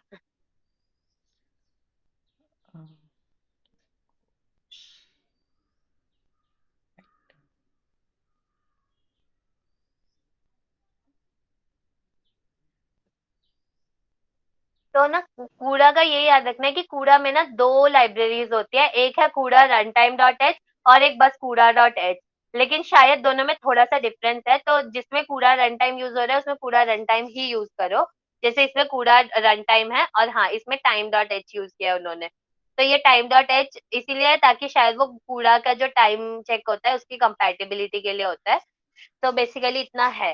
तो अब कूड़ा प्रोग्राम में दो चीजें याद रखनी है। पहला है कि कूड़ा का बेसिकली पर्पस क्या है कि जब हम जीपीयू रन कर रहे हैं ना, तो दो चीजें होती है, एक होता है होस्ट और एक होता है डिवाइस। तो होस्ट क्या है? होस्ट है हमारा सीपीयू जो एग्जीक्यूट करता है। डिवाइस क्या है? डिवाइस है हमारा जीपीयू। तो होस्ट क्या है? हम है होस्ट, होस्ट कौन है? सीपीयू है। डिवाइस कौन सा है? जीपीयू। तो जीपीयू पे ना कर्नल फंक्शंस होते हैं जो कि हमें रन करने होते हैं। तो सीपीयू पे हमारा नॉर्मल कोड रन होता है, जो भी हम कर्नल फंक्शंस लिखते हैं वो हमारा जीपीयू के लिए है। तो कर्नल फंक्शंस लिखने के लिए एक सिंटैक्स होता है which is underscore underscore global underscore underscore. तो इसीलिए यहाँ पे जो फर्स्ट वेक्टर ऐड का फंक्शन है वो जीपीयू का फंक्शन है। और उसको कैसे आइडेंटिफाई करेंगे? इनिशियलाइज करते वक्त हम underscore underscore global underscore underscore use करते हैं, ठीक है। तो इसका कोड एक्चुअली बहुत ही सिंपल होता है, तो वही किया। और इसका जो हम नॉर्मल, पहले मैं सीरियल का बताती हूँ। वेक्टर एडिशन का फंक्शन क्या है नॉर्मल, कि हमने 3 वेक्टर्स लिए हैं, ए बी सी, और उनका साइज। तो ए और बी में तो हमारा वेक्टर है, सी में हमारा रिजल्ट स्टोर हो रहा है, और साइज है हमारे एरे का साइज। तो यहाँ पे नॉर्मल क्या करते हैं हम लोग, फॉर लूप लगाते हैं साइज के लिए। सी के आई में हम ए का आई प्लस बी का आई स्टोर कर रहे हैं। तो वेक्टर एडिशन मतलब क्या है कि A vector plus B vector will give C vector. तो सबके एलिमेंट्स को हमने इंडिविजुअली ऐड किया और सी के उस वाले इंडेक्स में स्टोर कर दिया। तो सेम जब हम वेक्टर के पैरेललाइजेशन के लिए करें जीपीयू में, तो जीपीयू में ना हमने पूरा एरे एक साथ स्टोर करके रखा है। लेकिन क्योंकि हमें फॉर लूप नहीं लगाना है यहाँ पे, फॉर लूप लगाएंगे मतलब हम एक ही थ्रेड से एग्जीक्यूट कर रहे हैं। लेकिन जीपीयू में मेन प्रोसेस क्या होता है कि हम मल्टीपल थ्रेड को एग्जीक्यूट करते हैं पैरेलली। तो इसीलिए मल्टीपल थ्रेड्स है, तो मल्टीपल थ्रेड्स में फॉर लूप तो यूज नहीं कर सकते अब। तो जब हम मान ले तुम्हारे लिस्ट में 10 एलिमेंट्स है, तो तुम्हें 10 डिफरेंट थ्रेड्स रन करने हैं। अब हर थ्रेड को कैसे बताओगा कि वो कौन से इंडेक्स का एलिमेंट सम कर रहा है, राइट? तो उसके लिए हम लोग ये टीआईडी वैल्यू को कैलकुलेट करते हैं। तो ये वाला फॉर्मूला तुमको रटना है, क्योंकि ये सब में यूज होता है। तो जैसे इन टीआईडी क्या है, ब्लॉक आईडी का जो एक्स है इंटू ब्लॉक डिम का x plus thread ID x का एक्स। तो इसका मतलब क्या होता है, जो ब्लॉक तो तुमने अगर पूरा पढ़ा होगा थोड़ा भी, तो तुम्हें पता होगा कि जो थ्रेड्स होते हैं ना, तो अ कलेक्शन ऑफ थ्रेड एक ब्लॉक में स्टोर होता है। और एक ब्लॉक, जो a collection of block is stored in a grid, और वो ग्रिड पे हमारे कर्नल फंक्शंस चलते हैं, ठीक है? तो इसका मतलब ऐसे तुम हायरार्की देखो, सबसे बड़ा होता है ग्रिड, ग्रिड के अंदर मल्टीपल ब्लॉक्स है, एक ब्लॉक में मल्टीपल थ्रेड्स है। तो अगर यहाँ पे लास्ट नीचे ना हम लोग वो भी डिफाइन करेंगे कि हमने कितने ब्लॉक्स लिए हैं। तो यहाँ पे हम क्या कर रहे हैं, ब्लॉक आईडीएक्स डॉट एक्स मतलब क्या है, जो करंट ब्लॉक का इंडेक्स है उसका एक्स पार्ट लेना है। तो block IDX dot X into block dim का मतलब होता है ब्लॉक डायमेंशन। तो ब्लॉक डायमेंशन में से एक्स डायमेंशन लेते हैं हम लोग। तो block dimension dot X plus thread का आईडीएक्स डॉट एक्स, क्योंकि एक ब्लॉक में हमारे पास बहुत सारे थ्रेड्स है, तो कौन सा थ्रेड हम अभी एग्जीक्यूट कर रहे हैं उसका इंडेक्स चाहिए हमें। तो थ्रेड आईडीएक्स डॉट एक्स। तो अब शायद तुम्हें याद रहेगा। तो टीआईडी में क्या है, ब्लॉक का index dot X into block का dimension dot X plus thread का आईडीएक्स डॉट एक्स। ठीक है? तो क्योंकि एक ब्लॉक का मतलब है कि ब्लॉक मेरा ग्रिड के शेप में होता है ना, मैट्रिक्स जैसा। तो उसका जो डायमेंशन होगा, रो ले रहे हैं हम लोग एक्स उससे, और फिर हम उसको मल्टीप्लाई कर रहे हैं ब्लॉक के इंडेक्स से, एंड हम ऐड कर रहे हैं उसमें थ्रेड का इंडेक्स। बस इतना याद रखो। तो तुम्हें टीआईडी मिल गया। अब ये जो टीआईडी लेस देन साइज है ना, वो बस इसीलिए यूज कर रहे हैं ताकि अगर बाई चांस कैलकुलेशन में कोई गलती हो जाए और मेरा जो वैल्यू है वो साइज के बाहर जा रहा है टीआईडी का, इसका मतलब है कि वो लिस्ट के ही बाहर का कोई एड्रेस दे रहा है, जो कि गलत है। तो इसीलिए हम लोगों को चेक करना है, if TID is less than size, तो हम सी के टीआईडी में ए और बी का टीआईडी ऐड करके डाल देंगे, जो हम वेक्टर सीरियलाइजेशन के केस में डाल रहे थे। ठीक है? तो बस वही फॉर लूप को रिप्लेस करके हमें टीआईडी का वैल्यू कैलकुलेट करना है, इतना ही डिफरेंस होता है जीपीयू के केस में। तो इतना है। फिर हम मैट्रिक्स मल्टीप्लिकेशन में देखते हैं, कहाँ है वो? ये मेन फंक्शन। हाँ ठीक, अच्छा तूने इसमें इतना ही लिखा है क्या? ठीक है। हाँ, तो जीपीयू हाँ कूड़ा का जो प्रोग्राम है ना, उसका मेन फंक्शन सबसे गंदा होता है। तो देखो पहले क्या करना है, पहले तो साइज हमने यूजर से लिया, दैट इज सेम। फिर हमें ना यहाँ पे इनिशियलाइज करके रखना है पहले सारे पॉइंटर्स को। तो यहाँ पे हमारे पास लिस्ट है ए बी सी। अब यहाँ पे दो सी क्यों लिया है हमने, एक सी है सी कूड़ा, एक सी है सी नॉर्मल। तो इसका इसका पर्पज यही है कि जो सी है ना, एक सी में हम सीरियल स्टोर कर रहे हैं, और जो जीपीयू के केस में जब हम सी स्टोर करते हैं ना, वो जीपीयू मेमोरी में स्टोर होता है। तो उसको हमें जीपीयू से फिर से सीपीयू में लाना है ताकि हम प्रिंट कर सके। तो इसीलिए हमारे पास एक सी कूड़ा भी है ताकि हम जीपीयू से कॉपी कर सके बाद में। तो इसीलिए हमारे पास ए बी सी के लिए वेक्टर्स है, बोथ सीपीयू के लिए, और डेव वाला जो है वो जीपीयू के लिए है। और फिर क्या करना है, फिर हमें सीपीयू के लिए एलोकेट करना है। तो मेलॉक यूज करना सबको आता होगा। तो यहाँ पे हम बेसिकली मेलॉक फंक्शन से बस ए बी सी दोनों सी को असाइन कर रहे हैं सम एम्प्टी स्पेस, ताकि हम उसमें स्टोर कर सके हमारे वेक्टर्स को। और यहाँ पे सेम वही रैंडम रैंडम फंक्शन से हमने हमारे नंबर्स को जनरेट करके ए और बी में स्टोर कर दिया है। ठीक है? तो अब ये क्या किया है, हाँ तो अब वो किया था, अब वो हमने किया सीपीयू के लिए मेलॉक फंक्शन से। अब ये मेलॉक फंक्शन सीपीयू के लिए चलता है, तो जीपीयू के लिए क्या चलेगा, कूड़ा मेलॉक, याद रखो। तो जो भी कूड़ा का कूड़ा स्पेसिफिक है उसके आगे बस कूड़ा लगाना है और बाकी सेम है। तो कूड़ा मेलॉक किया, इसका सिंटैक्स भी ऑलमोस्ट मोर और लेस उसके जैसा ही होता है। तो कूड़ा मेलॉक किया है और इसमें हमने ए बी और सी को एड्रेस असाइन किया है। तो ये बेसिकली हम जीपीयू मेमोरी असाइन कर रहे हैं इन तीनों डेव ए, डेव बी और डेव सी को। तो इसका सिंटैक्स ना बहुत थोड़ा डिफिकल्ट होता है और थोड़ा रटना भी पड़ेगा इसको, क्योंकि इसका और कोई तरीका नहीं है। तो पीछे वाला size into size of int तो सेम ही है, बस वही है कि यहाँ पे हमें एड्रेस ऑफ ए भेजना है, बी और सी, और यहाँ पे वॉइड स्टार स्टार की जगह अगर तुम इंट स्टार स्टार भी लिखोगे तो शायद काम कर जाएगा वो। तो बेसिकली वही है कि कूड़ा मेलॉक में, मतलब हम जब सीपीयू मेमोरी असाइन कर रहे हैं वो मेलॉक है, और जब हम जीपीयू मेमोरी असाइन कर रहे हैं वो है कूड़ा मेलॉक। तो कूड़ा मेलॉक से हमने ए बी सी को असाइन कर दिया। नाउ हमने ए और बी में, जैसा कि तुमने देखा, जनरेट रैंडम वैल्यूज, मतलब हमारी एरे क्रिएट हो चुकी है ए और बी की। लेकिन हम सेम ए और बी जो मेरे पास सीपीयू में है वो हम डायरेक्टली यूज करके जीपीयू का कोड नहीं रन कर सकते। तो अब हमें क्या करना है, जो ए हमने सीपीयू के लिए क्रिएट किया है उसका एक कॉपी बनाना है जीपीयू के लिए। तो नेक्स्ट कोड वही है कि तुम्हें याद होगा मेम सीपीवाई जो है वो सी प्लस प्लस का फंक्शन होता है एक एरे को कॉपी करने के लिए, मेम सीपीवाई मेमोरी कॉपी। तो ये हम कर रहे हैं कूड़ा मेम सीपीआई, मतलब कूड़ा का मेमोरी कॉपी फंक्शन है ये। तो कूड़ा मेम सीपीआई किस में कॉपी करना है, डेव ए में कॉपी करना है। कहाँ से कॉपी करना है, ए से। तो मतलब क्या है, ए से कॉपी करो, डेव ए में डालो। साइज क्या है, size into size of int. तो ये जो है कितना मेमोरी स्पेस हम कॉपी कर रहे हैं उसके लिए होता है। और लास्ट में जो है ये फंक्शन होता है कि क्या जीपीयू क्या परफॉर्म कर रहा है। क्योंकि कूड़ा मैम सीपीवाई में हम ये नहीं स्पेसिफाई कर रहे हैं कि हम जीपीयू से सीपीयू में कॉपी कर रहे हैं या सीपीयू से जीपीयू में कॉपी कर रहे हैं, राइट। तो कूड़ा मैम सीपीवाई डेव ए किया है, डेव ए में कॉपी करना है, किससे कॉपी करना है, ए से।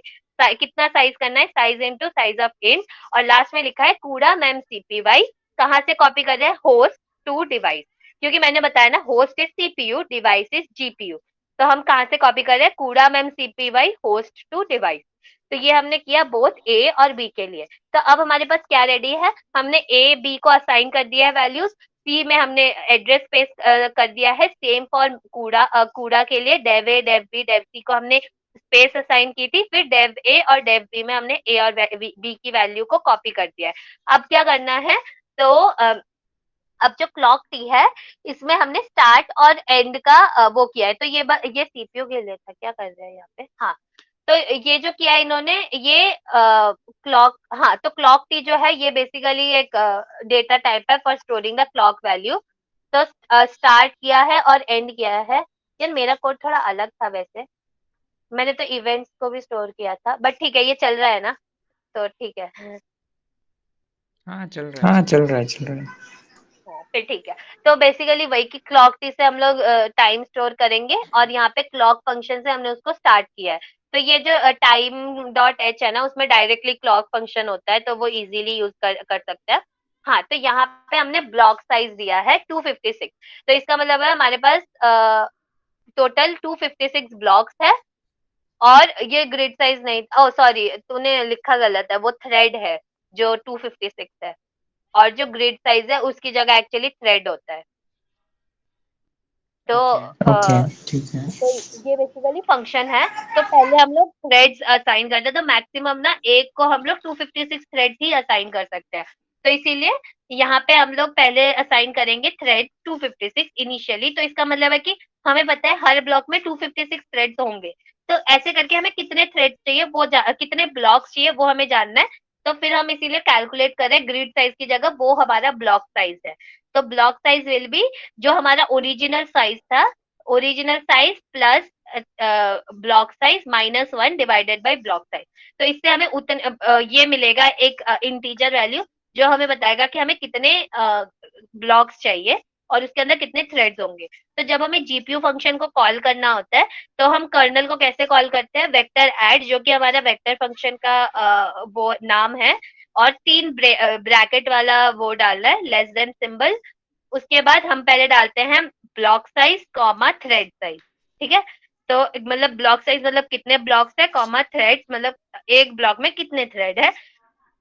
वो डाला, फिर तीनों ब्रैकेट से हमने क्लोज किया, और फिर पेरेंथेसिस में सेम जो वो होता है ना, जो पैरामीटर्स जो हमारे फंक्शन को चाहिए वो डालना होता है। तो ये बहुत इजी है, इतना याद रखो कि पहले हमें कितने थ्रेड्स चाहिए हर ब्लॉक में वो लिखना है, फिर हम कितने ब्लॉक्स चाहते हैं वो हमें कैलकुलेट करना पड़ेगा, क्योंकि हम ऐसे तो नहीं लिख सकते मैनुअली उसको। तो यूजुअली वही होता है, साइज प्लस थ्रेड्स पर ब्लॉक -1 डिवाइडेड बाय थ्रेड्स पर ब्लॉक। जो थ्रेड्स पर ब्लॉक है वो है यहाँ पे ब्लॉक साइज। तो वो लिखा। उसके बाद ये कूड़ा डिवाइस सिंक्रोनाइज क्यों यूज करते हैं, जब हमने सारे थ्रेड्स को छोड़ तो दिया, अब जरूरी नहीं है हर थ्रेड सेम टाइम पे काम करे। तो हम क्या चाहते हैं ये सिंक्रोनाइज से, कि जब सारे इवेंट कंप्लीट हो जाए, सारे थ्रेड कंप्लीट हो जाए, तो हम सिंक्रोनाइज करें सबका वर्क, और फिर ही ये कंप्लीट हो। तो इसीलिए हम यूज करते हैं कूड़ा डिवाइस सिंक्रोनाइज। ठीक है, सिंक्रोनाइज किया। उसके बाद हमने सेम एंड टाइम कैलकुलेट किया, और फिर स्टार्ट और एंड को माइनस करके डिवाइड कर दिया, तो हमें कूड़ा का टाइम मिल गया। तो ये मिल गया। अब हम यहाँ पे नीचे क्या कर रहे हैं, अब हम कूड़ा में एमसीपीवाई कर रहे हैं। तो जैसा कि मैंने बोला कि जो हम सी में कर रहे थे, जो भी हम जीपीयू टाइम में वेक्टर एडिशन कर रहे थे, जो रिजल्ट है वो मेरा जीपीयू मेमोरी में स्टोर हो रहा था। अब जीपीयू के मेमोरी को हम सीपीयू के मेमोरी से कंपेयर नहीं कर सकते, क्योंकि वो शेयर्ड नहीं होते हैं। तो इसीलिए हम यहाँ पे कूड़ा में एमसीपीवाई कर रहे हैं। इस बार हम कहाँ स्टोर कर रहे हैं, सी कूड़ा में, जो कि एक सीपीयू का एरे है। फ्रॉम डी डेव सी, कितना साइज है वो, और यहाँ पे हमने उल्टा लिखा है, इसीलिए कूड़ा मेम सीपीवाई डिवाइस टू होस्ट, क्योंकि हम डिवाइस मेमोरी से होस्ट मेमोरी में डाल रहे हैं। तो डिवाइस टू होस्ट। और फिर यहाँ पे तो बस मेनली कूड़ा फ्री, कूड़ा का मेमोरी फ्री करने के लिए किया है, कूड़ा फ्री। फिर सेम सीपीयू का फंक्शन आता है। तो सीपीयू का फंक्शन तो और इजी है, वही क्लॉक स्टार्ट किया, वेक्टर एडिशन फंक्शन लिखा है, फिर एंड किया है, और फिर उनका कैलकुलेट किया है टाइम, और फिर उसका स्पीड अप दिखा दो। हाँ, तो यहाँ पे इस करेक्ट इसीलिए यूज किया है, क्योंकि मैम को जानना था कि हमारा जो एरे है वो सही बन रहा है या नहीं। तो यहाँ पे तुम नॉर्मल एक फॉर लूप लगाओ, और दोनों के एलिमेंट्स को चेक करते रहो। अगर कहीं पर डिफरेंस आता है तो दिखा दो एरे डिफरेंट है, वरना एरे मैच करता है। तो ये तो बहुत ही सिंपल बात है। तो ये तो तुम कर सकते हो। तो कूड़ा में कोई डाउट? कुछ नहीं समझ आया तो बता दो, मैं दोबारा बता देती हूँ।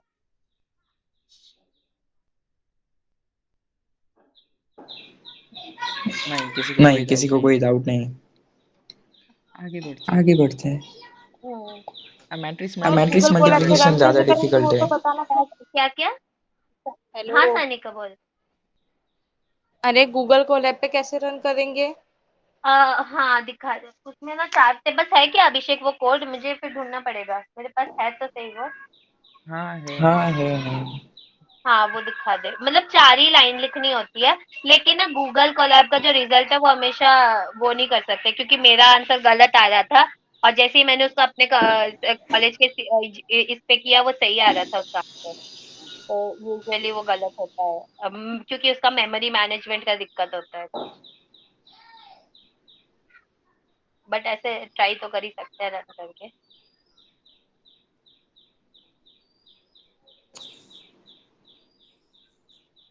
हाँ, तो इसमें बेसिकली ये तो इंस्टॉल करने के लिए है, एनवीसीसी फॉर जुपिटर। ठीक है। तो इनिशियली पाइथन का वर्जन और एनवी वो वर्जन चेक किया है। उसके बाद पिप इंस्टॉल एनवीसीसी फॉर जुपिटर है। तो ये बेसिकली एक लाइब्रेरी है जिससे कोलैब हमारा रन होगा। तो वही क्या है, इंस्टॉल। उसके बाद नीचे तो कुछ नहीं है। ये क्या किया है, सी एच मॉड, ये सब तो मैंने नहीं किया था इतना भी।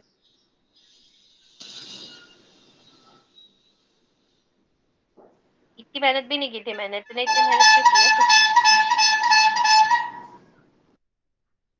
बेसिकली ये जो परसेंटेज परसेंटेज राइट फाइल किया है ना, उसकी जगह तू बस परसेंटेज परसेंटेज कूड़ा लिख के पूरा कूड़ा का कोड लिख दे, वो डायरेक्टली रन होगा। तो यहाँ पे क्या हुआ है, उसने पूरा फंक्शन फाइल नेम दिया है और उससे रन किया है, इसलिए उसने percentage percentage write file vector add dot C U किया है। तो ये उसने फाइल राइट की है कूड़ा की। उसके बाद शायद उसने नीचे रन किया है, नीचे कर।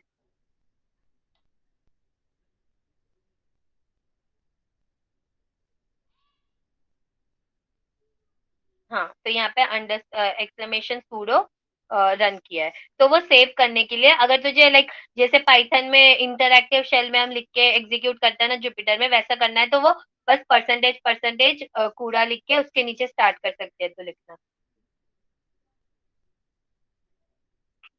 उतना ही होता है इसमें।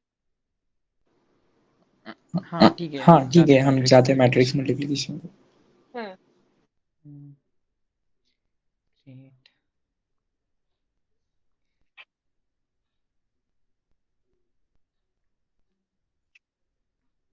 हाँ बाय द वे ये तो बाय मेरा द वे, कोड ये नहीं मेरा है, कोड नहीं मैंने है, कभी मैंने कोड नहीं कभी किया, कोड नहीं किया, उठाया है बस। उठाया है बस। हाँ नहीं ठीक है। मुझे कुछ समझ मुझे नहीं आ कुछ हाँ रहा है तो समझ नहीं क्या आ हो रहा है रहा है क्या इसमें। हो रहा है इसमें। मैट्रिक्स मल्टीप्लिकेशन थोड़ा कॉम्प्लिकेटेड तो है, मैंने भी कोड मोस्टली रटा था क्योंकि मुझे समझ नहीं आ रहा था। तो तुम्हें अगर सीरियल का रट गया ना तो फिर तुम पैरेलल का इजीली कर सकते हो। तो तुम्हें अगर मैट्रिक्स मल्टीप्लिकेशन याद हो तो बेसिकली वही होता है कि हम एक रो को लेते हैं, ए के रो को लेंगे और बी के कॉलम को लेंगे, और हर एलिमेंट को मल्टीप्लाई करते हैं, देन उन दोनों का सम करते हैं, एंड उससे हमारा वाई का एक कॉलम बनता है, राइट। तो वो बेसिकली क्या है कि हम पूरे रो और पूरे कॉलम को लेके हर वैल्यू के लाइक दोनों इंडेक्स को मल्टीप्लाई करते हैं, फिर हम उसका सम लेते हैं सारे एलिमेंट का। तो ये बेसिकली वही हो रहा है इसमें कि पहले हमने यहाँ पे इसीलिए रो और कॉलम लिया है दोनों का, रो और कॉलम ऑफ बी, क्योंकि बी एलिमेंट में हमें स्टोर करना है। तो यहाँ पे क्या हो रहा है, पहले हमने ए लूप लिया है, row equal to 0, row less than rows of A, अच्छा नंबर ऑफ रोज लिया है, rows of A and row plus plus. वैसे ही कॉलम, तो बेसिकली हम ए के रो को इटरेट करेंगे और बी के कॉलम को इटरेट करेंगे। और यहाँ पे हमारा एजम्पशन ये है कि ए और बी के जो डायमेंशन है ना वो सेम है, ये हमारा वो था।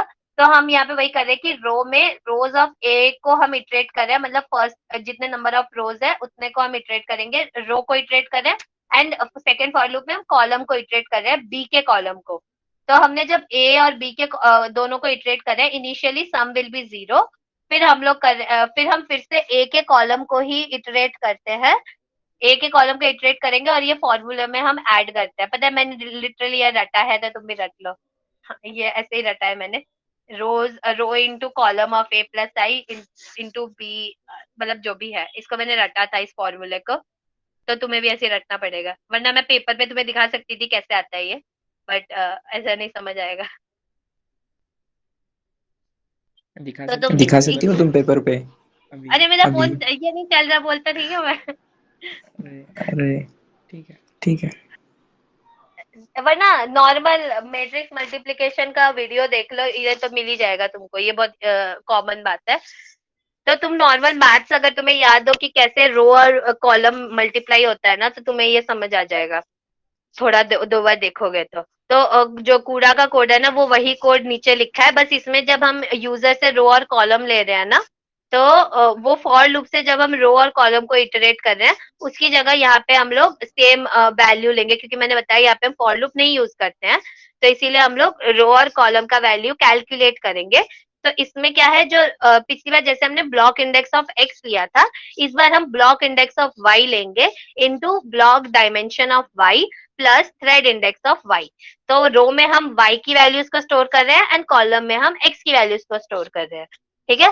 तो इसमें हमें रो और कॉलम का वैल्यू मिला, और नीचे जो है ना सेम वही किया है जो ऊपर वाला फंक्शन है। तो तुम्हें अगर सम का वैल्यू एक बार याद हो गया, आई मीन सम का जो फंक्शन है वो तुम्हें अगर एक बार याद हो गया, तो तुम्हें कोई दिक्कत नहीं होगी, क्योंकि सेकेंड टाइम हम सेम ऊपर वाला ही कोड लिख रहे हैं।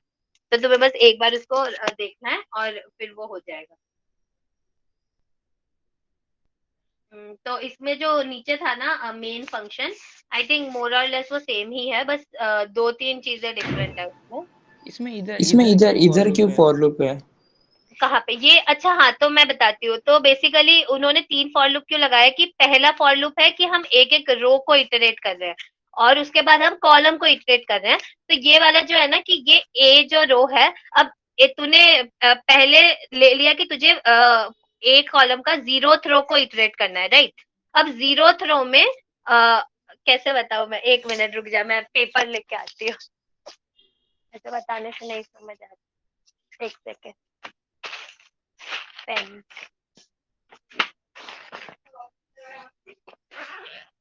मैं ऑफिसर या मैं कोड नहीं ना, नाले तो करेंगे सर।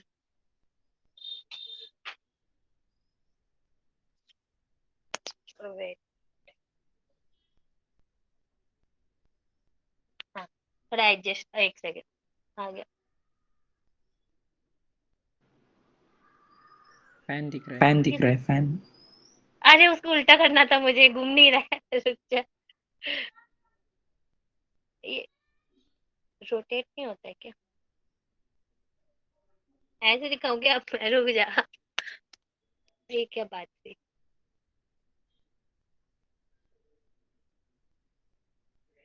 मैं ऐसे तो नहीं दिखा सकती। एक सेकंड।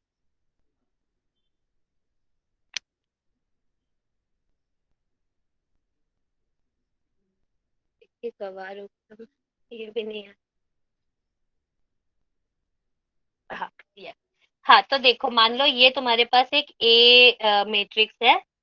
ए इक्वल टू, कुछ तो लिखते हैं, 1 2 3 4 5 6 7 8 9 10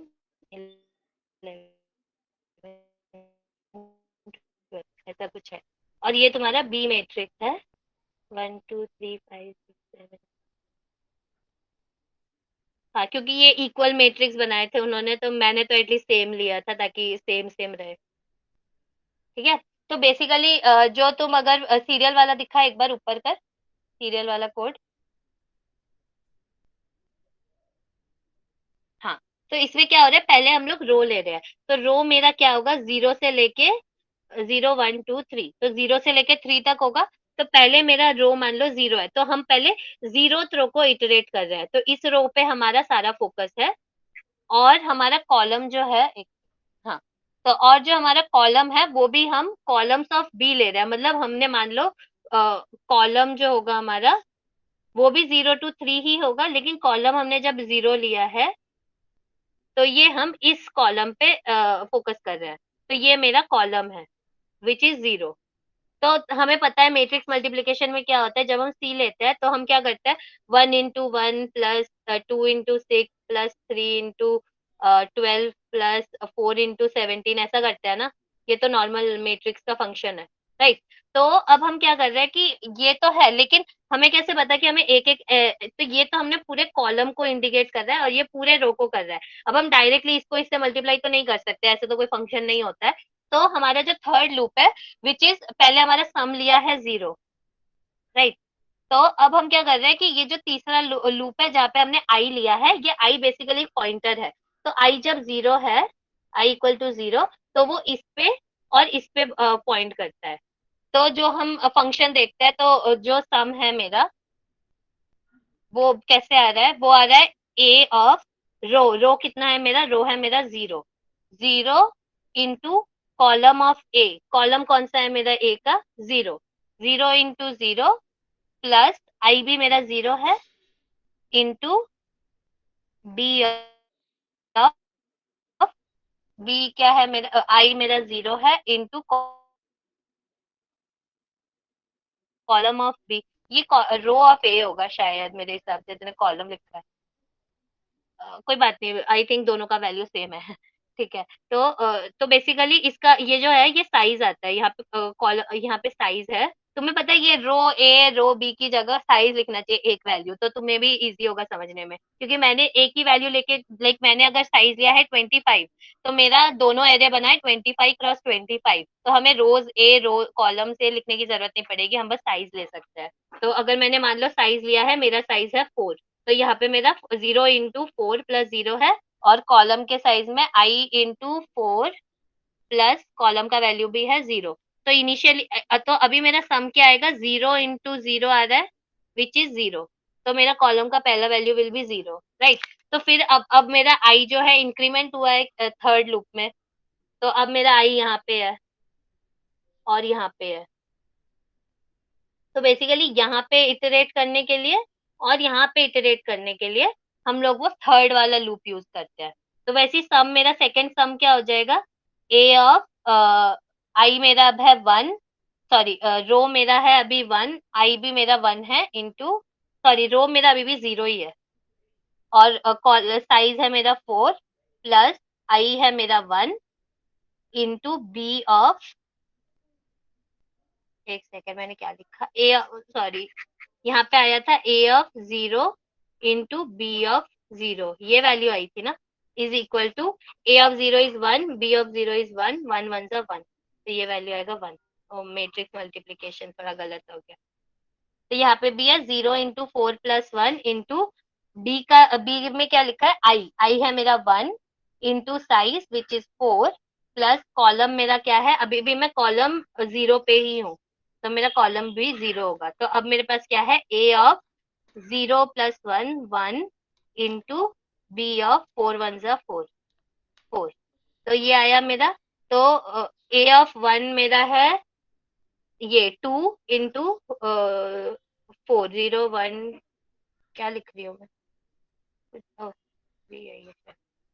तो बेसिकली ऐसी मल्टीप्लाई होता है, मैं ये बोलना चाहती हूँ। हम्म और ये मल्टीप्लाई होके फिर क्योंकि हमें सबका सम में स्टोर करना है ना, तो ये लूप में ये सारे क्रॉस में मल्टीप्लाई होंगे और फिर उसका सम हम सम में स्टोर करेंगे और सम को हम सी में स्टोर करते हैं। तो सी जो फंक्शन है वो ये एक वैल्यू तो नहीं है, वो सारे का सम होता है। तो इसीलिए वो कैसे कैलकुलेट होता है, रो मतलब जो रो हम अभी कैलकुलेट कर रहे हैं, 0th रो इंटू कितने नंबर ऑफ रोज है, टोटल 4 प्लस कौन सा कॉलम है, 0।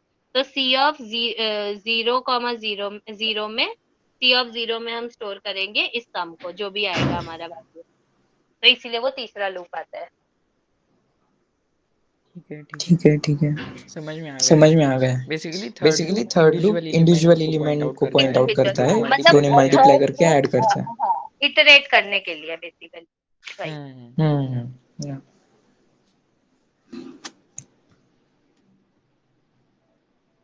ये तो मेन ये तो फंक्शन मेन बाकी फंक्शन सेम ही बाकी है। सेम ही है ना। हाँ, मेन फंक्शन में शायद इसमें ना, क्योंकि हम लोग ग्रिड यूज करते हैं, आई थिंक मैंने तो थोड़ा अलग लिखा था, एक बार नीचे चल, मुझे बस देखने दे। हाँ, हाँ हाँ, तो इसमें जो है ना, इसमें डिम 3 यूज किया है। तो अगर तुम्हें यहाँ पे दिखेगा, यहाँ पे सेम वो ब्लॉक साइज नहीं होगा, वो थ्रेड साइज होगा। तो क्योंकि यहाँ पे हम लोग एक्स क्रॉस वाई का ग्रिड यूज कर रहे हैं, तो तुमने ऊपर भी देखा, जब हम रो और कॉलम को कैलकुलेट कर रहे हैं, हमने डॉट वाई डॉट एक्स ऐसे लिया। तो इसमें इसका मतलब है कि हम 2D में काम कर रहे हैं। तो 2D में काम कर रहे हैं, इसीलिए यहाँ पे हमारा डेटा टाइप इंटीजर नहीं होगा, इसमें हमारा डिम 3 है। तो डिम का मतलब यूजुअली डायमेंशन होता है। तो इसीलिए हमने यहाँ पे जो थ्रेड्स है, number of threads that is dim 3, thread size 16,16 जो स्टैंडर्ड होता है वो लिया है। और फिर सेम ग्रिड साइज कैसे कैलकुलेट किया है, सेम वो जो मेरा मेन ब्लॉक का साइज है प्लस थ्रेड ये जो 16 होगा -1 डिवाइडेड बाई उतना साइज। तो मतलब ये फंक्शन सेम है, लेकिन ये भी 2D में है। तो तुम लोग देखोगे तो ये भी 2 बार लिखा है कॉमा करके, एक बार x के लिए, एक बार y के लिए। बात सेम ही है दोनों की, लेकिन वो 2 बार लिखा है। और क्योंकि वो 2D में काम कर रहे हैं अब हम, बाकी ये पूरा सेम है। ये डीम थ्री ये कहाँ डीम से थ्री आता है, कहाँ से मतलब आता है, इसके लिए मतलब कुछ इसके लिए इंपोर्ट कुछ करना पड़ता इंपोर्ट है? करना पड़ता है। नहीं, वो आई थिंक कूड़ा रन टाइम के साथ ही आ जाए। अच्छा। अच्छा और ये किस और लिए, ये किस लिए, S T L S I D B L और आई बी एस और D I O? S D I O. ठीक है, आयो तो ठीक है, समझ आयो में तो आता है। समझ में आता है। यो तो उसके लिए है। और लिब आई एम नॉट श्योर, लेकिन मैं ऐसे कैसे कॉपी कर देती हूँ। वैसे आई थिंक एसटीडी लिब नहीं भी डाला तो भी चलेगा, क्योंकि मैंने कोड में मॉक के वक्त नहीं लिखा था, वो चल रहा था फिर भी।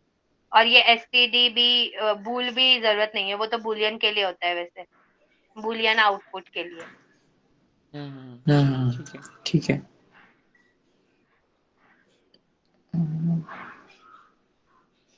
ये अब ठीक है, लीनियर अब रिग्रेशन लीनियर बचा है रिग्रेशन इसमें। बचा है इसमें। हाँ, तो तुम तो तुम रैंडमली जनरेट कर रैंडमली रही जनरेट हो कर रही हो या फिर इनपुट ले रही हो इनपुट यूजर ले से? रही हो यूजर से। नहीं, लीनियर रिग्रेशन में वो क्या ही इनपुट देगा। तो बेसिकली मैंने तो कोड कन्हैया का कॉपी किया था, क्योंकि मैम को मेरा कोड पसंद नहीं आया। तो मेरे केस में हमने एक फंक्शन लिया है y is equal to mx plus b, जो भी होता है ना। तो एक रैंडम वैल्यू ली है और उसी से हम लोग वैल्यू जनरेट करते हैं। तो बेसिकली जो फाइनल लाइन आती है वो पिछली लाइन से ज्यादा डिफरेंट नहीं होती है, ये लेकिन वो ये इजी वाला ही होता है। ये फंक्शन वाला ही लिया है फंक्शन क्या? लिया है क्या तुम लोगों ने भी। हाँ, ऐसा ही कुछ है। यस, मतलब उसका 0.5 की जगह कुछ और लिया होगा, लेकिन फंक्शन वही बात है। हम्म तो इसीलिए बेसिकली यहाँ पे क्या किया है, इनिशियली हमने एक लाइन अज्यूम की है, जैसे generate data for y equal to 5x plus some noise, right. तो यहाँ पे इस लाइन से जो है हम लोग बाकी का इवेल्युएट करेंगे। तो अगर तुम लोगों को लीनियर रिग्रेशन याद हो, linear regression is all about y is equal to mx plus b, right. तो इसीलिए हमने x और y का दो एरे क्रिएट किया है, जो कि हमारा x वैल्यू और y वैल्यू को स्टोर करके रखने के लिए है। और यहाँ पे हमने जो फॉर लूप लगाया है वो जनरेट करने के लिए। तो हमारे पास इनिशियली एक फंक्शन तो है y is equal to 5x plus some random noise, जो कि इंटरसेप्ट है हमारा। तो यहाँ पे हम लोग x में तो वही, x में एक्चुअली रैंडम वैल्यू नहीं स्टोर करते हैं, बट मैंने तो नहीं किया था, बट तुम लोग कर सकते हो रैंडम वैल्यू स्टोर। उससे लाइन थोड़ी डिफरेंट आएगी। मेरे केस में मैंने x ऑफ i में डायरेक्ट i को ही स्टोर कर दिया था, तो उसकी वजह से हमारा जो फाइनल लाइन है which was not very different from the initial line. तो यहाँ पे इसने रैंडम वैल्यू ली है, तो वी कैन डू दैट। लेकिन उसने डिवाइड किया है अगेन रैंड मैक्स से, तो बेसिकली वैल्यू आई के आसपास ही आएगी फिर से, बट ठीक है। तो यहाँ पे हमने x की वैल्यू ली है, और जो x की वैल्यू आएगी उसी से हम लोग y की वैल्यू निकाल रहे हैं। कैसे? क्योंकि हमें पता है फॉर्मूले में y is equal to 5x plus some random value है, राइट। तो इसीलिए वही 5 इंटू एक्स ऑफ आई किया है प्लस स्टैटिक, और यहाँ पे हमने कुछ फ्लोट वैल्यू लिया ताकि हम कुछ रैंडम नॉइज बना सके, ताकि लाइन थोड़ी तो अलग आए हमारी, ठीक है। तो ये हमारा ऐसे हमारा लूप बनता है। तो बेसिकली वही है कि x ऑफ आई लिया, और x ऑफ आई जो भी वैल्यू क्रिएट हो रही है उससे हम y ऑफ आई निकाल रहे हैं, और दोनों को हमने स्टोर किया है। उसके बाद नीचे करेंगे तो एक मिनट श्वेता, हाँ, ये डॉट जीरो एफ क्या है? Dot zero F is function for float value, कि वो जो 5.0 है वो फ्लोट वैल्यू है। तो सी में हम लोग ऐसे लिखते हैं, उसका सिंटैक्स है। ठीक है। तो ये है, और बाकी तो वही चल रहा है। अब हम फंक्शन पे चलते हैं लीनियर रिग्रेशन के।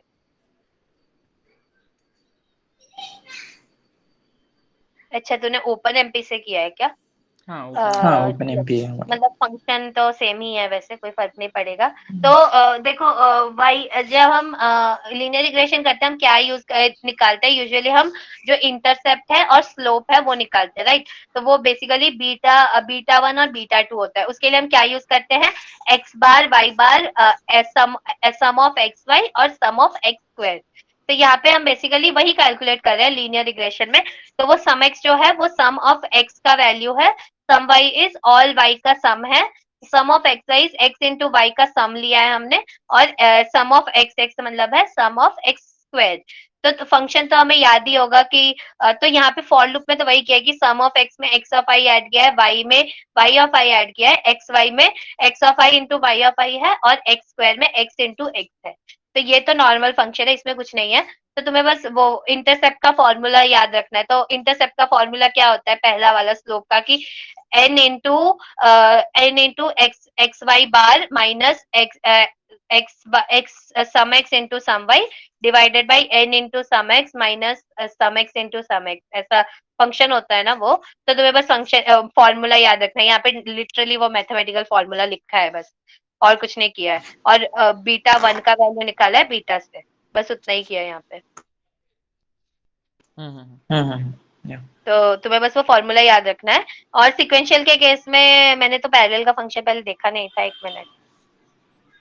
हाँ, तो ये फंक्शन तो बहुत ही इजी है, जैसे कि मैंने तुम्हें पहले कोड में समझाया था कि क्या कर रहे हैं हम लोग, हैश प्रैग्मा ओएमपी फॉर क्या करना है, यहाँ पे हमें रिडक्शन करना है। क्यों? क्योंकि हम एरे के वैल्यूज को लेके सम और इन सब में डाल रहे हैं ना, तो हम यहाँ पे रिडक्शन कर रहे हैं। तो हैश प्रैग्मा ओएमपी फॉर क्या कर रहे हैं हम लोग, फॉर रिडक्शन।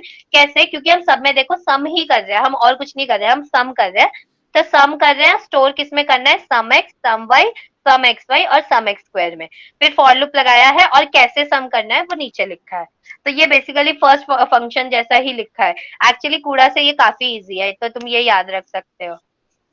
वही कि सम एक्स तो प्लस किया है कोलन सम एक्स सम वाई सम एक्स स्क्वायर, और फिर सेम फॉर लूप जो सिक्वेंशियल में है वो लिखा है, और फिर वही बीटा 1 और बीटा 2 का वैल्यू कैलकुलेट किया है नीचे। वैसे ये एमएससी कैलकुलेट करने की जरूरत है या नहीं? आई डोंट थिंक, मैम ने मांगा तो नहीं था, लेकिन तुमको अगर दिखाना हो तो दिखा सकते हो। फॉर्मूला ही है, मैथमेटिकल फॉर्मूला ही लिखना है तुमको, तो और कुछ तो है नहीं इसमें। ओके। और ये किस लिए? एस आर एन डी कहाँ पे? ये नहीं लिखा ये भी नहीं लिखा चलेगा तो भी ना? चलेगा ना? हाँ, ये आई थिंक टाइम स्टार्ट करने के लिए है, क्योंकि और तो कोई काम काम ओ ये ना एक्चुअली आई थिंक ये है जो रैंडम स्टेट लिखने के लिए होता है, तो उन्होंने टाइम ऑफ जीरो हम्म। मतलब टाइम से एक्सट्रैक्ट करके रैंडम स्टेट इनिशियलाइज किया है, कुछ ऐसा है, ताकि ये जीरो से ना स्टार्ट हो, हमेशा ऐसा होता है, बट वो नहीं लिखा तो भी चलेगा। ओके। और एक था और एक ये था सी ये आउट सी फिक्स आउट क्यों कर रहे फिक्स हैं हम क्यों लोग? कर रहे हैं हम लोग? लाइक लाइक जरूरत क्या है? और जरूरत अगर क्या ये है, और निकाल अगर दिए ये तो निकाल एरर दिए तो आता है। एरर आता है। हाँ, वैसे तो मैंने देखा हाँ, नहीं है इसको कभी। आई मीन फिक्स फिक्स से आई मीन कोई मतलब फिक्स तो डॉट वेरिएबल या डॉट कुछ के ऐसा बाद है वो क्या? मतलब फ्लोट वैल्यूज होती है फ्लोट ना, वैल्यूज उसके होती है ना, बाद उसके बाद कितने फिक्स कितने चाहिए, फिक्स चाहिए, ओह! वो वैसा होता है, वैसा होता लेकिन है, पता नहीं लेकिन पता नहीं कि निकालने के कि बाद एरर निकालने आ के रहा बाद है। एरर आ रहा है। शायद फिक्स्ड इसीलिए चाहिए क्योंकि हम सीक्वेंशियल और पैरेलल जो है वो फ्लोट में डाल रहे हैं, मे बी इसीलिए। हम्म, ठीक है। ठीक है। तो शायद वो हाँ, सेट करने के लिए। ओके। ओके। तो एचपीसी के तो इधर खत्म हो चुके हैं। तो एचपीसी के तो इधर खत्म हो चुके हैं। हाँ, एक मिनट। हाँ, एक मिनट।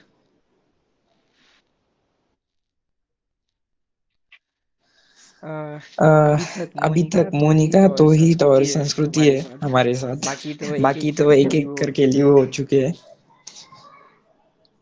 तो तो डीएल का लेना डीएल है का या लेना फिर है या फिर हम कौन सा? तुम लोगों को कोई डाउट हो तो मुझे बता दो, क्योंकि डीएल में तो रटना ही है मॉडल को, क्योंकि अगर हमने मॉडल गलत याद रखा है तो फिर फाइनल रिजल्ट अलग आएगा। नहीं एचपीसी का समझा है पूरा, बस कूड़ा छोड़ के कूड़ा डीएल तो कंटिन्यू वही करते हैं। कचरा है कूड़ा।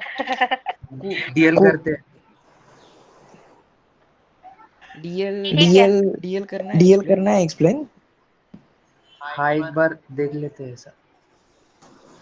क्या बोलते हैं बाकी लोग? हाँ चलेगा।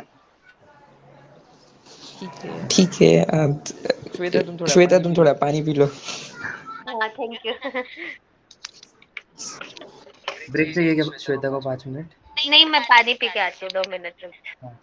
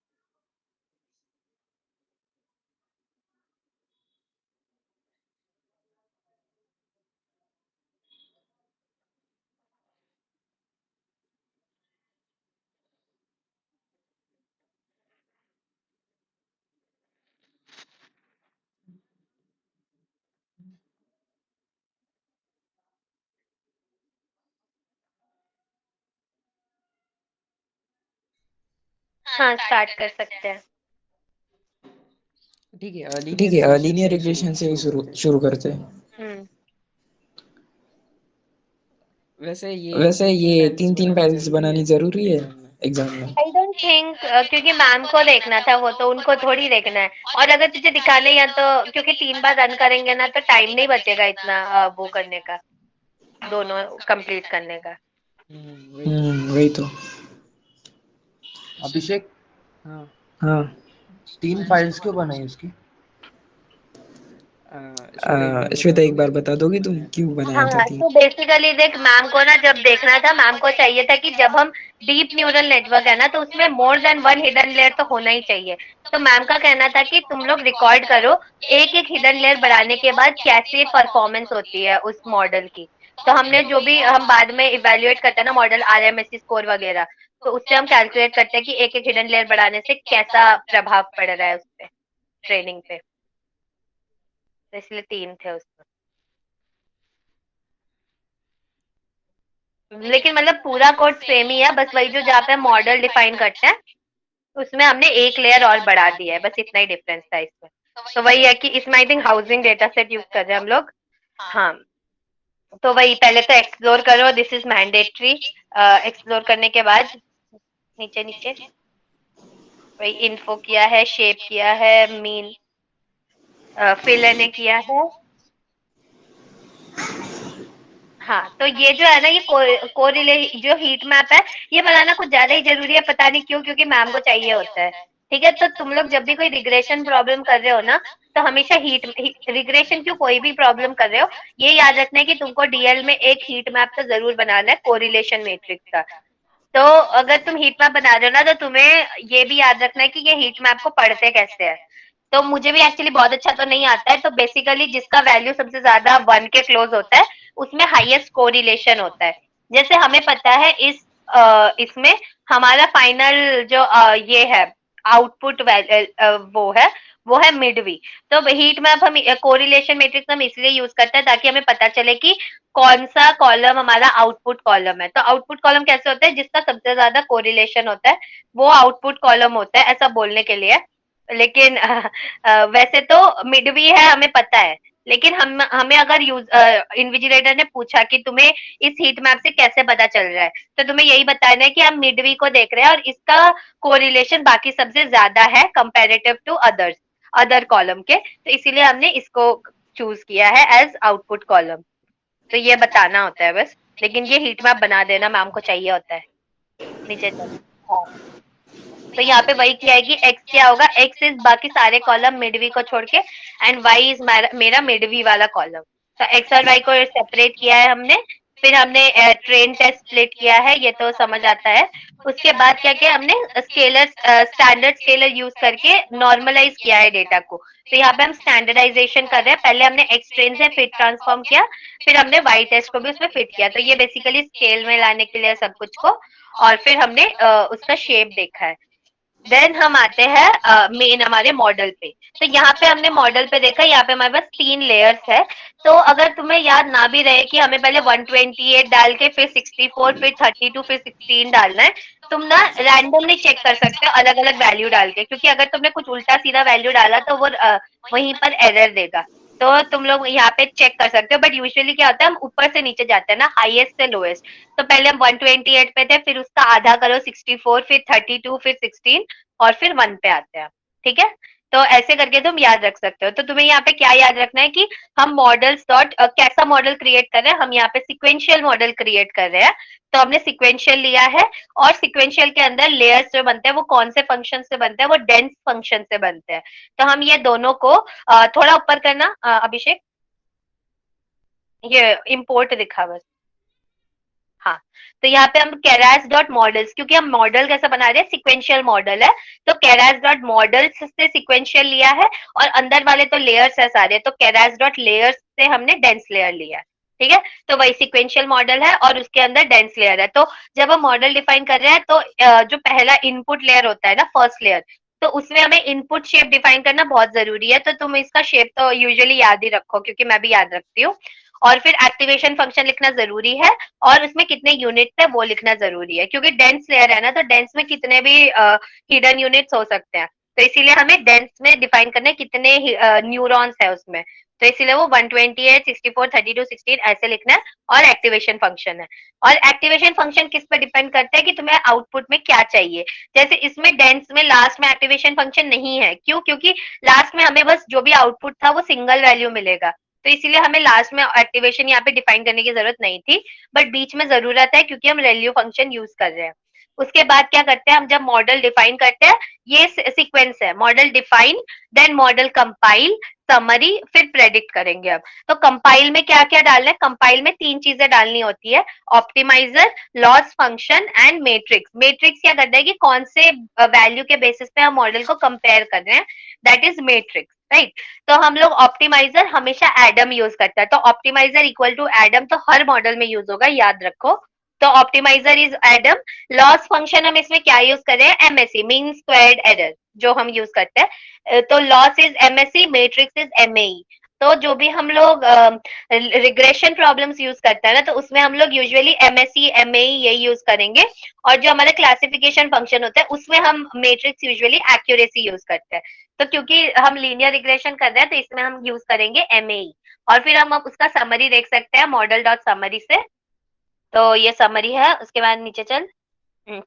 फिर हाँ, यहाँ पे फिर हमारा मॉडल क्या किया, पहले हमने एक्सप्लेन किया, डिफाइन किया, जो कि सिक्वेंशियल लेयर्स से है। डिफाइन किया, देन कंपाइल किया। कंपाइल करने के बाद हम उसको समरी देखते हैं, देन हम फिट कर रहे हैं। अब फिट कैसे करेंगे, फिट हम हमारे ट्रेनिंग डेटा पे करेंगे। तो फिट करने के लिए हमने एक्स ट्रेन वाई ट्रेन दिया है। एपॉक्स मतलब कितनी बार लूप में चलेगा वो ट्रेनिंग। तो 50 एपॉक्स है। बैच साइज का मतलब है एक बार में वो कितना डेटा लाइक फीचर्स को कैप्चर करता है, यूजुअली ऐसा ही कुछ होता है इसका मतलब। तो बैच साइज इज 32। और वैलिडेशन स्प्लिट तुम नहीं भी लिखोगे तो भी चलेगा, लेकिन बैच साइज तक लिखना जरूरी है। क्या क्या लिखना है, एक्स ट्रेन वाई ट्रेन, ये तो ट्रेनिंग डेटा है। नंबर ऑफ एपॉक्स और बैच साइज, इतना याद रखो चलेगा। तो फिट किया हमने उसको। फिर नीचे चल।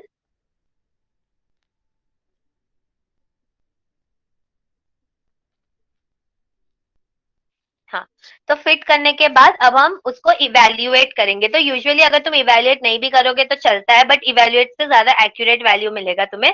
तो यहाँ पे जो लॉस और एमएई लिखा है ना, ये कहाँ से आया, ये हमने ऊपर जब कंपाइल कर रहे थे हमने लिखा था ना ऑप्टिमाइजर लॉस एंड मैट्रिक्स।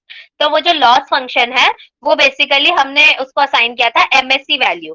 तो इसीलिए हम यहाँ पे जो मीन स्क्वायर्ड एरर में लॉस को प्रिंट कर रहे हैं, क्योंकि वहां पे ऊपर हमने डिफाइन किया था loss is MSc and matrix is MAE. तो इसीलिए जब हम इवेल्युएट करेंगे हमें डायरेक्टली लॉस और एमएई का वैल्यू मिलेगा मॉडल डॉट इवेल्युएट से। अब इवेल्युएट किस पे करेंगे, एक्स टेस्ट और वाई टेस्ट पे। तो फिर हमें एमएससी वैल्यू मिलेगा क्योंकि वो हमारा लॉस फंक्शन था, और एमएई वैल्यू मिलेगा और उसको हम प्रिंट कर सकते हैं। फिर वही मॉडल डॉट प्रेडिक्ट किया है एक्स टेस्ट पे, तो उससे हमें वाई प्रेड मिला है या प्रेडिक्शन है यहाँ पे। फिर उससे हम आरएमएससी और R2 स्कोर कर सकते हैं। तो तुम्हें ये तो याद रखना है क्योंकि वो अलग से पूछती है हमेशा कि तुमने मॉडल को कैसे इवेल्युएट किया।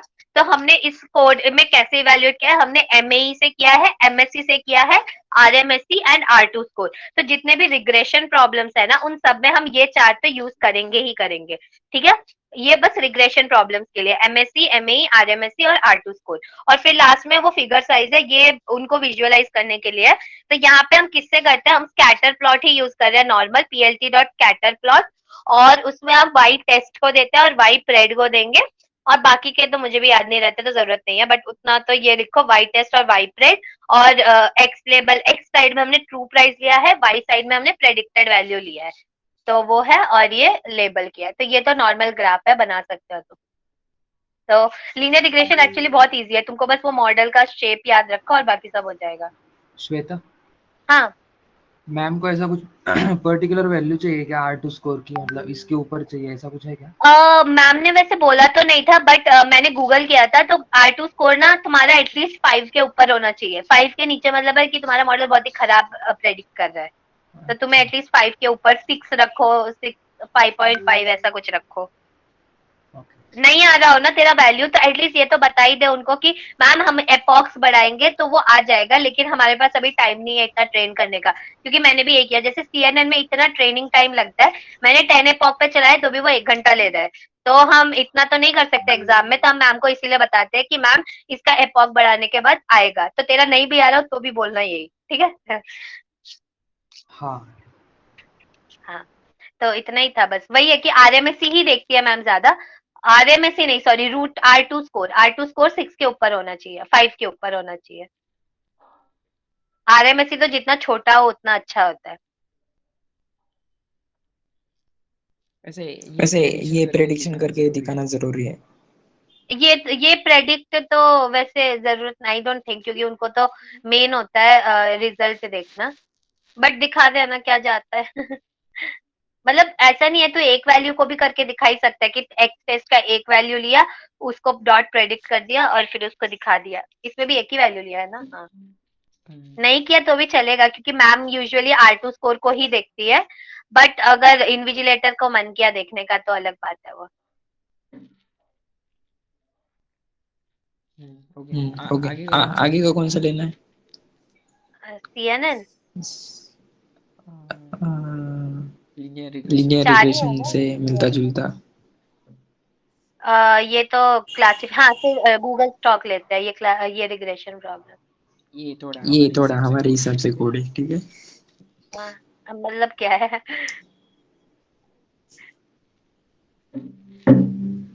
हाँ, तो यहाँ पे मैंने तो एक्चुअली डाउनलोड भी नहीं किया था। ऑनलाइन भी मतलब काफी किया, ऑनलाइन मिलता है ना, तो जिसको ऑनलाइन मिल रहा हो तो फालतू में सीएसवी डाउनलोड करने की मेहनत मत करना एग्जाम में। हाँ, तो इसका नहीं मिलेगा शायद भाई। ठीक है, तो ये तो रीड किया है, उसके बाद टेल किया है, नीचे चल। ये तो बस रीडिंग किया है। ठीक है, ये तो एक मिनट, ये क्या किया है? सिर्फ ओपन कॉलम के वैल्यूज लिए। ओ वाई है ना वो तो, हाँ ठीक है। नहीं वाई नहीं है, क्लोज है वाई। एक्स और वाई आगे डिफाइन करते हैं हम लोग। अच्छा अच्छा, ठीक है, चलेगा। हाँ, तो वो बेसिकली ऊपर, उसके ऊपर हमने ये किया था पहले, मिन मैक्स स्केलर से फिर ट्रांसफॉर्म करके नॉर्मलाइज किया है। उसके बाद हाँ, तो यहाँ पे हम एक्स ट्रेन और वाई ट्रेन कैलकुलेट कर रहे हैं। तो यहाँ पे ये 60 डेज का कुछ तो टाइम स्टैम्प लिया था, ऐसा मैंने पढ़ा था इसमें। तो इसमें वही किया है कि फॉर लूप लगाया है, और जो 60 वैल्यूज है उसको हम एक्स और वाई में अलग अलग डिफाइन कर रहे हैं। तो इसीलिए हमने रेंज लिया है, 60 से स्टार्ट होता है। 60 से लेके जितना भी एक्स का वैल्यू, एक्स एक्स का जो जितना भी शेप है ना, शेप का जो जीरोथ कॉलम है, मतलब एक्स का एक्स रो कॉलम जो है, ट्रेनिंग का रो कॉलम तक हम ले रहे हैं फ्रॉम 60। तो यहाँ पे हम एक्स ट्रेन में अपेंड करते हैं i-60 से लेके आई तक, और वाई में हम ऐड करेंगे आई से लेके 0 तक। तो ऐसे करके हमने बेसिकली ऐड किया है एक्स ट्रेन और वाई ट्रेन में। ये कुछ तो उन्होंने बोला कि टाइम स्टैम्प ऑफ 60 डेज में हम एक्स और वाई में डिवाइड करते हैं, ऐसा लिखा होता है। तो ये तुम्हें एक्स और वाई में डिवाइड करना है फॉर लूप से। फिर वही रीशेप किया है। अब ये रीशेप क्यों किया है, क्योंकि जब हम एक्स और वाई को फॉर लूप से डिवाइड कर रहे थे ना, तो वो एरे फॉर्म में आ गया है, लेकिन हमको उसको प्रॉपर शेप में चाहिए था डेटा फ्रेम के, तो इसीलिए हम उसको रीशेप करते हैं 1,1 में। तो ये तो सिंटैक्स है, तुम्हें याद ही रखना पड़ेगा इसको। तो ये 3D फॉर्म में फिर चेंज हुआ है। हाँ, फिर ये मॉडल आता है। तो मैंने तो इसको ना ऐसे ही ट्रिक्स लगा के याद किया था, तो तुम भी ऐसे ही कुछ याद रखो कि है तो मॉडल सिक्वेंशियली इसमें भी, और इसमें हम लोग सिंपल आरएनएन फंक्शन यूज कर रहे हैं, क्योंकि हम एलएसटीएम यूज कर सकते हैं जो कि आरएनएन का एक टाइप होता है, लेकिन उसमें एक ही लूप में अच्छा वैल्यू आ जाता है, तो मैम को वो नहीं चाहिए। हमें चाहिए सिंपल आरएनएन। तो हम कौन से लेयर्स यूज कर रहे हैं इसमें, हम इसमें यूज कर रहे हैं सिंपल आरएनएन लेयर्स। तो पहले हम लोग 100 से स्टार्ट करते हैं, और सेम एक्टिवेशन फंक्शन है, और इनपुट लेयर जैसा कि मैंने बोला इंपॉर्टेंट है यहाँ पे। और रिटर्न सीक्वेंस का मतलब मुझे आज तक पता नहीं चला, लेकिन मैं ऐसे ही रट के गई थी उसको। तो पहले हमने सिंपल आरएनएन के 4 लेयर्स लिए हैं, फिर एक डेंस लेयर लिया है। और डेंस लेयर लास्ट में क्यों लिया है, क्योंकि इसमें हमें लास्ट का वैल्यू जो है वो हमें क्लोज करके एक सिंगल वैल्यू पे लाना है, स्टॉक प्रेडिक्शन है ना, लास्ट का वैल्यू एक ही होगा। तो इसीलिए डेंस लिया है लास्ट में, जिसमें यूनिट है 1। अब मेरा लेयर अरेंजमेंट तो अलग था, तो तुम अपने हिसाब से याद रखो, तुमको जो भी याद रहता है। लेकिन तुम्हें ये याद रखना है कि तुम्हारा एक इनपुट लेयर है, एक आउटपुट लेयर है, तो उसके बीच में जो लेयर्स होती है ना, एटलीस्ट 3 तो तुम्हें रखनी ही है, 3 से कम तो होनी ही नहीं चाहिए। ठीक है, तो वो बहुत इंपॉर्टेंट है, क्योंकि मैम को चाहिए होता है।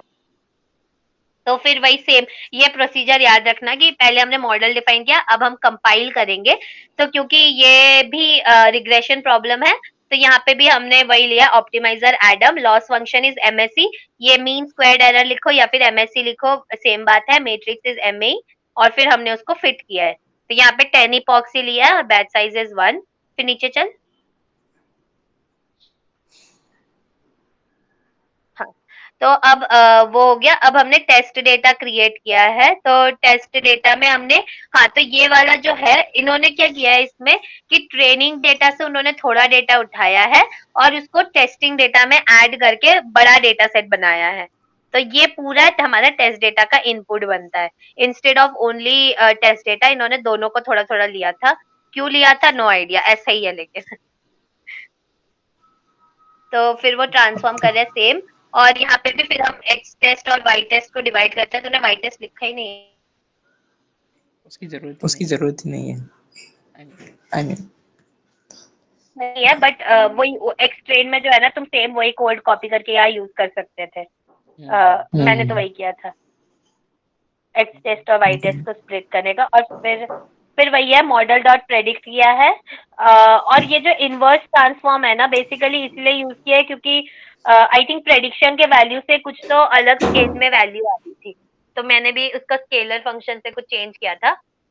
तो अगर तुम्हें ये याद नहीं रहता है ना, तो मत करो, ऐसा कोई वो नहीं है, बट तुम्हारा फिर रिजल्ट डिफरेंट आ जाएगा। तो इसीलिए ये याद रखना इजी है, मैंने मैथ्स लगाया था यहाँ पे पूरा, तो डिफिकल्ट है वो ज्यादा। तो स्केलर डॉट इनवर्स ट्रांसफॉर्म से वो वैल्यू ट्रांसफॉर्म करने के लिए, इसीलिए उन्होंने जो हमने स्केलर डिफाइन किया था मिन मैक्स स्केलर से, उससे बाइप्रेड को फिर से ट्रांसफॉर्म किया है। और जैसा कि मैंने बोला कि हमें यहाँ पे 4 चीजें बताना बहुत जरूरी है, वो है एमएससी, आरएमएससी, R2 स्कोर और मीन एब्सोल्यूट एरर। तो यहाँ पे R2 स्कोर अगर तुम देखो तो 0.7 आया है, which is very good value. ठीक है, तो 0.5 से ऊपर आएगा तुम्हारा तो अच्छी बात है। फिर नीचे कर। हाँ, ये तो एमएससी एमए है। और ये तो, ये क्या किया है इन्होंने? वो जाने दो। वो जाने दो। हाँ, वो और फिर इट्स वो फाइनली ये इट्स लाइक रिजल्ट दिखाया। क्या क्या? अगर प्राइस अगर थर्टी टू प्राइस डॉलर से ऊपर $32 नीचे ऊपर फिर भी नीचे हम फिर भी हम कंसिडर करेंगे वो कंसिडर करेंगे एक्यूरेट वो है ऐसा। एक्यूरेट है ऐसा। अच्छा अच्छा। हाँ, तो नीचे ये वही किया है कि एक्स एक्स में हमने एक्स ये रियल वैल्यू दी। अच्छा, तूने ये किया है क्या? मैंने एक्चुअली डिफरेंस दिखाया था रियल प्रेडिक्शन, हाँ, वाई टेस्ट और वाई प्रेड का। तो वो प्राइस नहीं आ रहा है, वो एक्स में वाई टेस्ट है और वाई में वाई प्रेड है, टाइम और प्राइस नहीं है। ओह, सॉरी सॉरी सॉरी, हाँ गलत देख लिया था मैंने। हाँ, सही है सही है। तो ये वाला बेसिकली वो जो हमारा एक्स टेस्ट और वाई टेस्ट का डिफरेंस है, वो इस लाइन में दिखता है। बस ये ग्राफ ड्रॉ कर देना, क्योंकि मैम इसी ग्राफ पे आती है डायरेक्ट।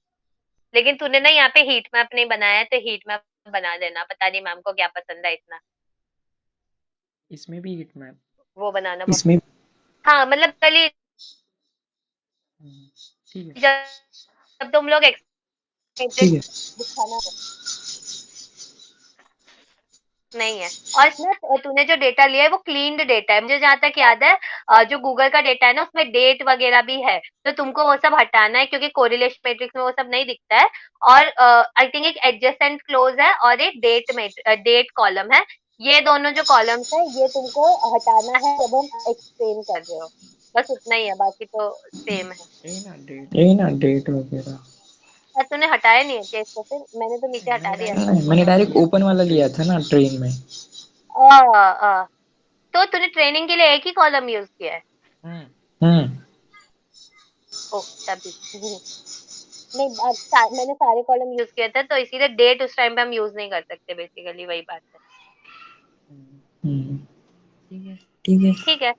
हाँ, नहीं, तो वही है, डीएल में तुम्हें ये याद रखना है कि तुम्हें मॉडल क्या बना रहा था। तो अगर सारे पैरामीटर्स याद में ना रहे, तो मेन मेन पैरामीटर्स याद रखो, और कितने लेयर्स बनाए हैं वो याद रखो, और कौन से मैट्रिक्स से उससे परफॉर्मेंस इवेल्युएट कर रहा है वो याद रखो। बस यही 3 चीजें मेन है, क्योंकि वो पूरा कोड तो नहीं देखता है हमारा। हाँ, तो सीएनएन में आई डोंट थिंक वो डेटा सेट देंगे, तो तुम्हें याद रखना है TensorFlow dot Keras dot data set से हम लोग डेटा सेट को ले सकते हैं। तो एक्स टेस्ट और वाई टेस्ट यहाँ पे स्प्लिटिंग की है, क्योंकि वो डेटा सेट बहुत बड़ा है ना, तो शायद वो देना ना चाहे, तो इसीलिए हम केरास से डायरेक्टली उठा सकते हैं। तो यहाँ पे उठाया है, फिर शेप किया है, फिर नीचे चल। हम्म, ये तो बस देखने के लिए है, तो इस इन generally x train of one को उन्होंने लिया है और उसको प्रिंट किया है। तो ये जो क्लास नेम्स है ना, ये वाले क्लास नेम्स ये कहीं पर दिए नहीं थे, तो ये मैंने भी मैनुअली याद किए हैं सारे, कि कौन से क्लास में क्या बिलोंग करता है, क्योंकि तुम्हारा जो आउटपुट आएगा ना, वो 0 1 2 3 4 5 6 7 8 9 10 ऐसा आएगा। तो तुम्हें पता नहीं है कि 0 का मतलब शर्ट है या टॉप है। तो तुम्हारे पास 2 तरीके हैं, या तो तुम पहले 1 to 10 प्रिंट करो सारे ऑब्जेक्ट को, और तुम उसमें से देख लो कि कौन से कैटेगरीज है, या फिर तुम इसको याद करके जाओ कि ट्राउजर पहले टॉप है, फिर ट्राउजर, पुलोवर। तो बेसिकली ये फॉर्मेट है कि इस क्लास 0 का मतलब होता है टॉप है, 1 का मतलब है ट्राउजर है। तो ये क्लासेस डिफाइन किए हैं, और फिर तो वही प्रिंट किया है इसके नीचे, और कुछ नहीं किया है, क्योंकि कहीं पर भी दिया नहीं है वो एक्चुअली कि कौन से क्लासेस है। फिर हाँ, यहाँ पे रीशेप क्यों किया है, क्योंकि हमारे इमेज पिक्सल साइज जो है वो हमें चाहिए इसमें फॉर्म में black and white grey scale चाहिए, लेकिन हमें मिला है कलर फॉर्म में, तो इसीलिए हमने उसको रीशेप किया है 28 में। -1 क्यों यूज करते हैं, ताकि हम लोग डेटा चेंज ना करे कुछ, तो वो है रीशेप किया है। फिर हमने उसको नॉर्मलाइज किया है, क्योंकि हमारा वैल्यू बहुत बड़ा बड़ा आ रहा था, तो मैक्सिमम वैल्यू इज 255, और तो इसीलिए हम 255 से डिवाइड कर देंगे सारे वैल्यूज को, ताकि हमारा रेंज 0 से 1 के बीच में आ जाए। तो ये हमने रीशेप किया है। उसके बाद ये है हमारा सिक्वेंशियल का मॉडल। तो वही है। तो इसको ना मैंने कैसे याद किया था, मैं बताती हूँ। तो कन्वोल्यूशनल न्यूरल नेटवर्क बना रहे हैं ना हम लोग, तो पहला स्टार्ट होगा कॉन्फ 2D से। तो पहले हमारा कॉन्फ 2D हुआ, कॉन्फ 2D के बाद फीचर्स एक्सट्रैक्ट होते हैं, तो उसके बाद हम बैच नॉर्मलाइजेशन करेंगे, फिर से कॉन्फ 2D, फिर से बैच नॉर्मलाइजेशन। 2 बार करने के बाद सारे डेटा को पूल कर रहा है, तो मैक्स पूलिंग 2D और फिर ड्रॉप आउट लेयर। तो ऐसे फंक्शन याद रखोगे तो तुम्हें याद रहेगा कि पहले कॉन्फ 2D है, फिर बैच नॉर्मलाइजेशन है, फिर से कॉन्फ 2D, फिर बैच नॉर्मलाइजेशन, फिर है हमारा मैक्स पूलिंग और फिर ड्रॉप आउट। तो ये हमने 2 बार किया है, बस उसके फिल्टर्स हमने थोड़े चेंज किए हैं। तो पहले हमारा 32 था, फिर हमने 64 लिया है। और इनपुट शेप तो तुम्हें पता ही है, क्योंकि हमने अभी अभी उसको रीशेप किया है 28 में। सेम है, तुमको बस फिल्टर्स याद रखने हैं, और वो 2 बार रिपीट हो रहा है। फिर नीचे चल साइज है, क्या है ना, क्योंकि CNN में अगर तुम्हारा ये स्ट्रक्चर नहीं है लेयर्स का, तो तुम्हारा वैल्यू एक्यूरेसी नहीं आएगा उतना अच्छा, तो इसीलिए मैं बता रही थी। फिर लास्ट में ना ये याद रखना है, फ्लैटन वगैरह याद रखो ना रखो जरूरी नहीं है, बट लास्ट में याद रखना है डेंस यूनिट 10 है, और एक्टिवेशन फंक्शन सॉफ्ट मैक्स है। सॉफ्ट मैक्स क्यों यूज करते हैं, वो एक्टिवेशन फंक्शन तब यूज करते हैं जब हमारे पास क्लासिफिकेशन प्रॉब्लम है, तो तब हम 2 चीजें यूज कर सकते हैं, या तो हम लोग सॉफ्ट मैक्स, या कौन सा था दूसरा, सिग्मॉइड। हाँ, तो सॉफ्ट मैक्स या सिग्मॉइड यूज कर सकता है, लेकिन सिग्मॉइड ना जब हमारे पास बाइनरी क्लासिफिकेशन हो 0 1 ऐसा हो तभी यूज कर सकते हैं, क्योंकि यहाँ पे हमारे पास 10 क्लासेस है, हम लोग सॉफ्ट मैक्स ही यूज करेंगे, तो याद रखना है CNN में सॉफ्ट मैक्स यूज करना है।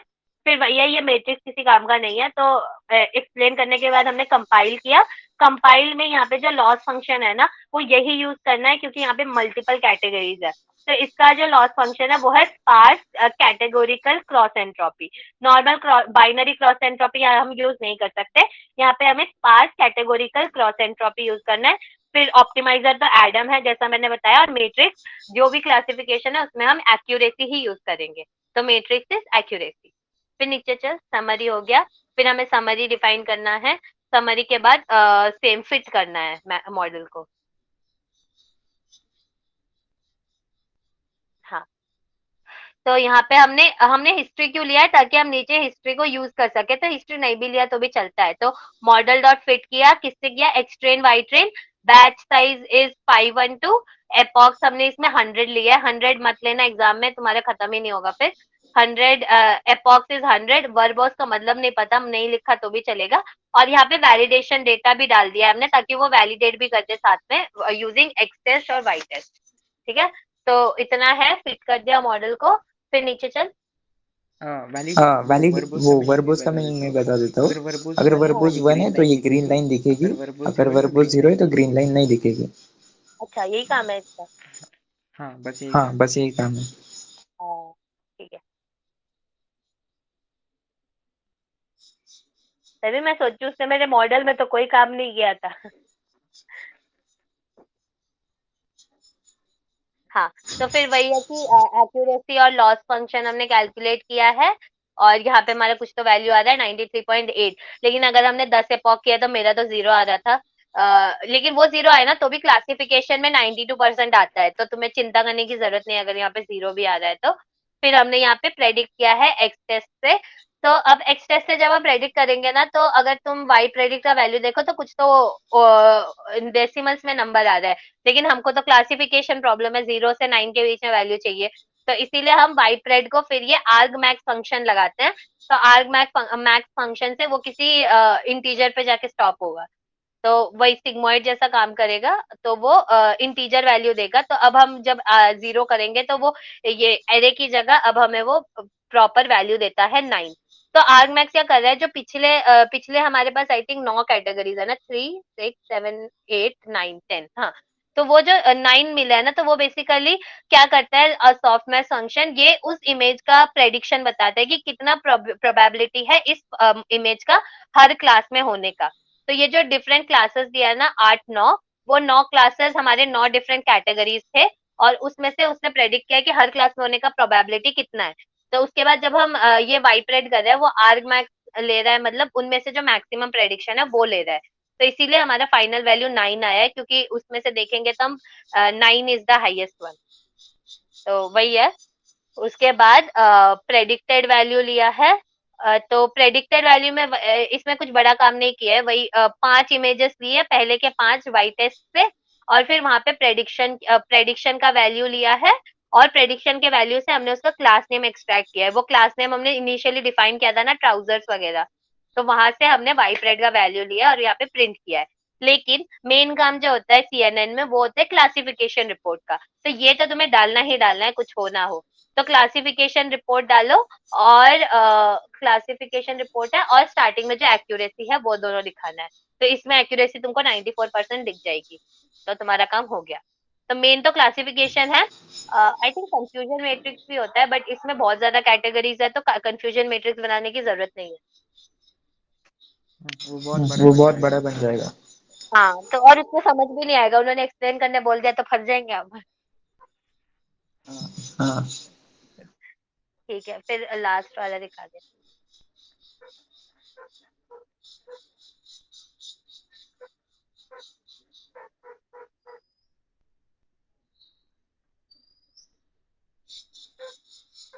एक बार ये ये एक बार ये चेक कर लो, ये बराबर है या नहीं, कौन सा? ये मॉडल IMDb के लिए। IMDb के लिए? अच्छा, वैसे तो मैंने कोड लिखा ही नहीं था, तो अनवी ने लिखा था, बट ठीक है, हाँ शायद सही है। लास्ट में जाके 1 ही आएगा। IMDb इज, नहीं ये गलत है, लास्ट में डेंस 1 नहीं आना चाहिए था। ओ, अरे तूने अगर अरे डेंस ये 1 है नहीं ना लिखा है पॉजिटिव तो, निगेटिव सेंटिमेंट। हाँ राइट राइट, नहीं मतलब अगर तू 1 नहीं भी लिखेगा और खाली सिग्मॉइड लिखता तो शायद वो 0 और 1 ही देगा उसका वैल्यू। बट नहीं ठीक है, मेरा हाँ नहीं, ये सही मेरा है, सही मतलब है है। कि ये एम्बेडिंग और ग्लोबल मैक्स पुलिंग वनडी। हाँ नहीं, एम्बेडिंग ही है स्टार्टिंग में, राइट। क्यों है एम्बेडिंग, मैं बताती हूँ, क्योंकि ना तुमने हमने नहीं अगर नहीं नहीं, NLP में स्टार्टिंग थोड़ा से पढ़ा बता दो, होगा। जाने दो। हाँ हाँ, ठीक है। तो यही है कि पहले ऊपर चल। हाँ, तो यहाँ पे हमने लोड किया है डेटा सेट।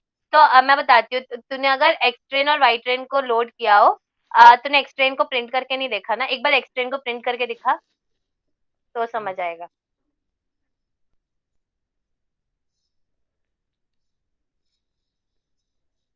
हाँ,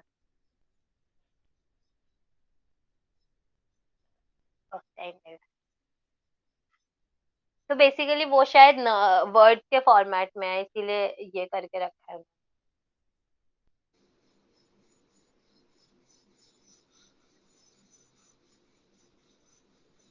नंबर के फॉर्मेट में।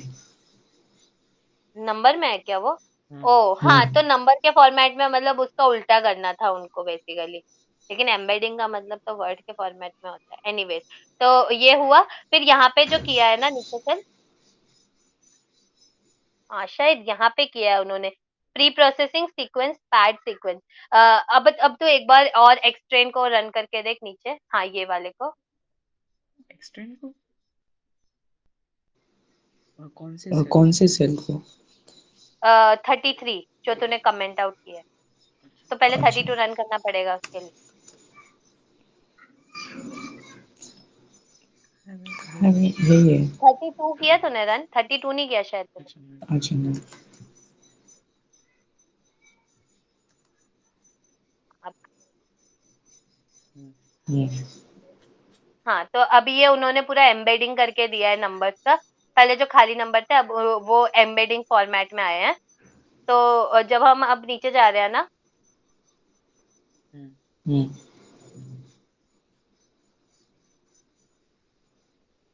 और नीचे हो गया। तो हाँ, तो अब जब हम सिक्वेंशियल में लिख रहे हैं, तो वो एम्बेडिंग फर्स्ट इसीलिए है क्योंकि अगर तुम्हारा वेक्टराइजेशन में जीरोस है, या फिर तुम्हारा स्ट्रिंग फॉर्मेट में है और तुम्हें उसका वेक्टराइजेशन करना है, तो वो दोनों काम ये एम्बेडिंग वाला वो करता है। तो वो एम्बेडिंग में इसीलिए हम इनपुट लेंथ, मैक्सिमम सेंटेंस का लेंथ लेते हैं और मैक्सिमम वर्ड्स उसमें कितने हैं वो भी लेते हैं, ताकि हम प्रॉपर वेक्टराइजेशन और वेक्टर सेम साइज के बन सके। तो वो एनएलपी में जैसा हमने पढ़ा था कि वर्ड एम्बेडिंग क्या होता है, वर्ड एम्बेडिंग का मतलब होता है कि उसको वेक्टराइजेशन में कन्वर्ट करना।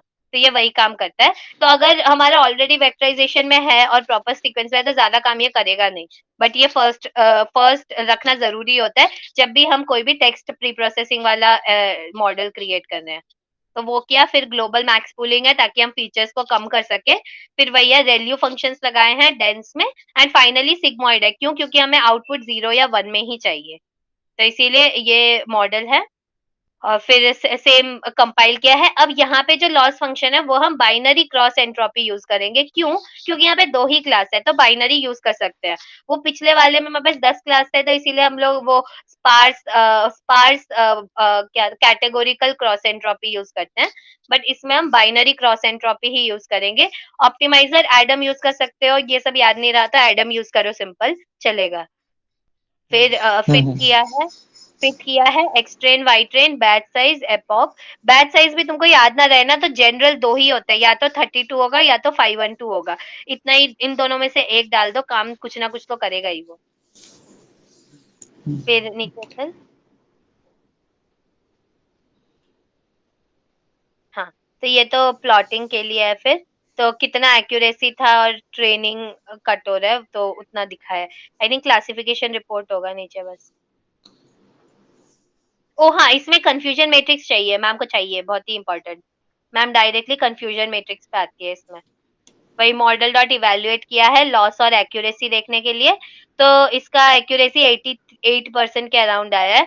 तो शायद तुम एपॉक्स या फिर एक और लेयर बढ़ाओगे तो बढ़ जाएगा तुम्हारा एक्यूरेसी। तो ये करना, अगर तुम्हारे एग्जाम में टाइम बचा रहे तो तुम लोग ये लेयर बढ़ा के कमा के खेल खेल सकते हो, बट टाइम नहीं बचा तो जो है उतना रहने देना।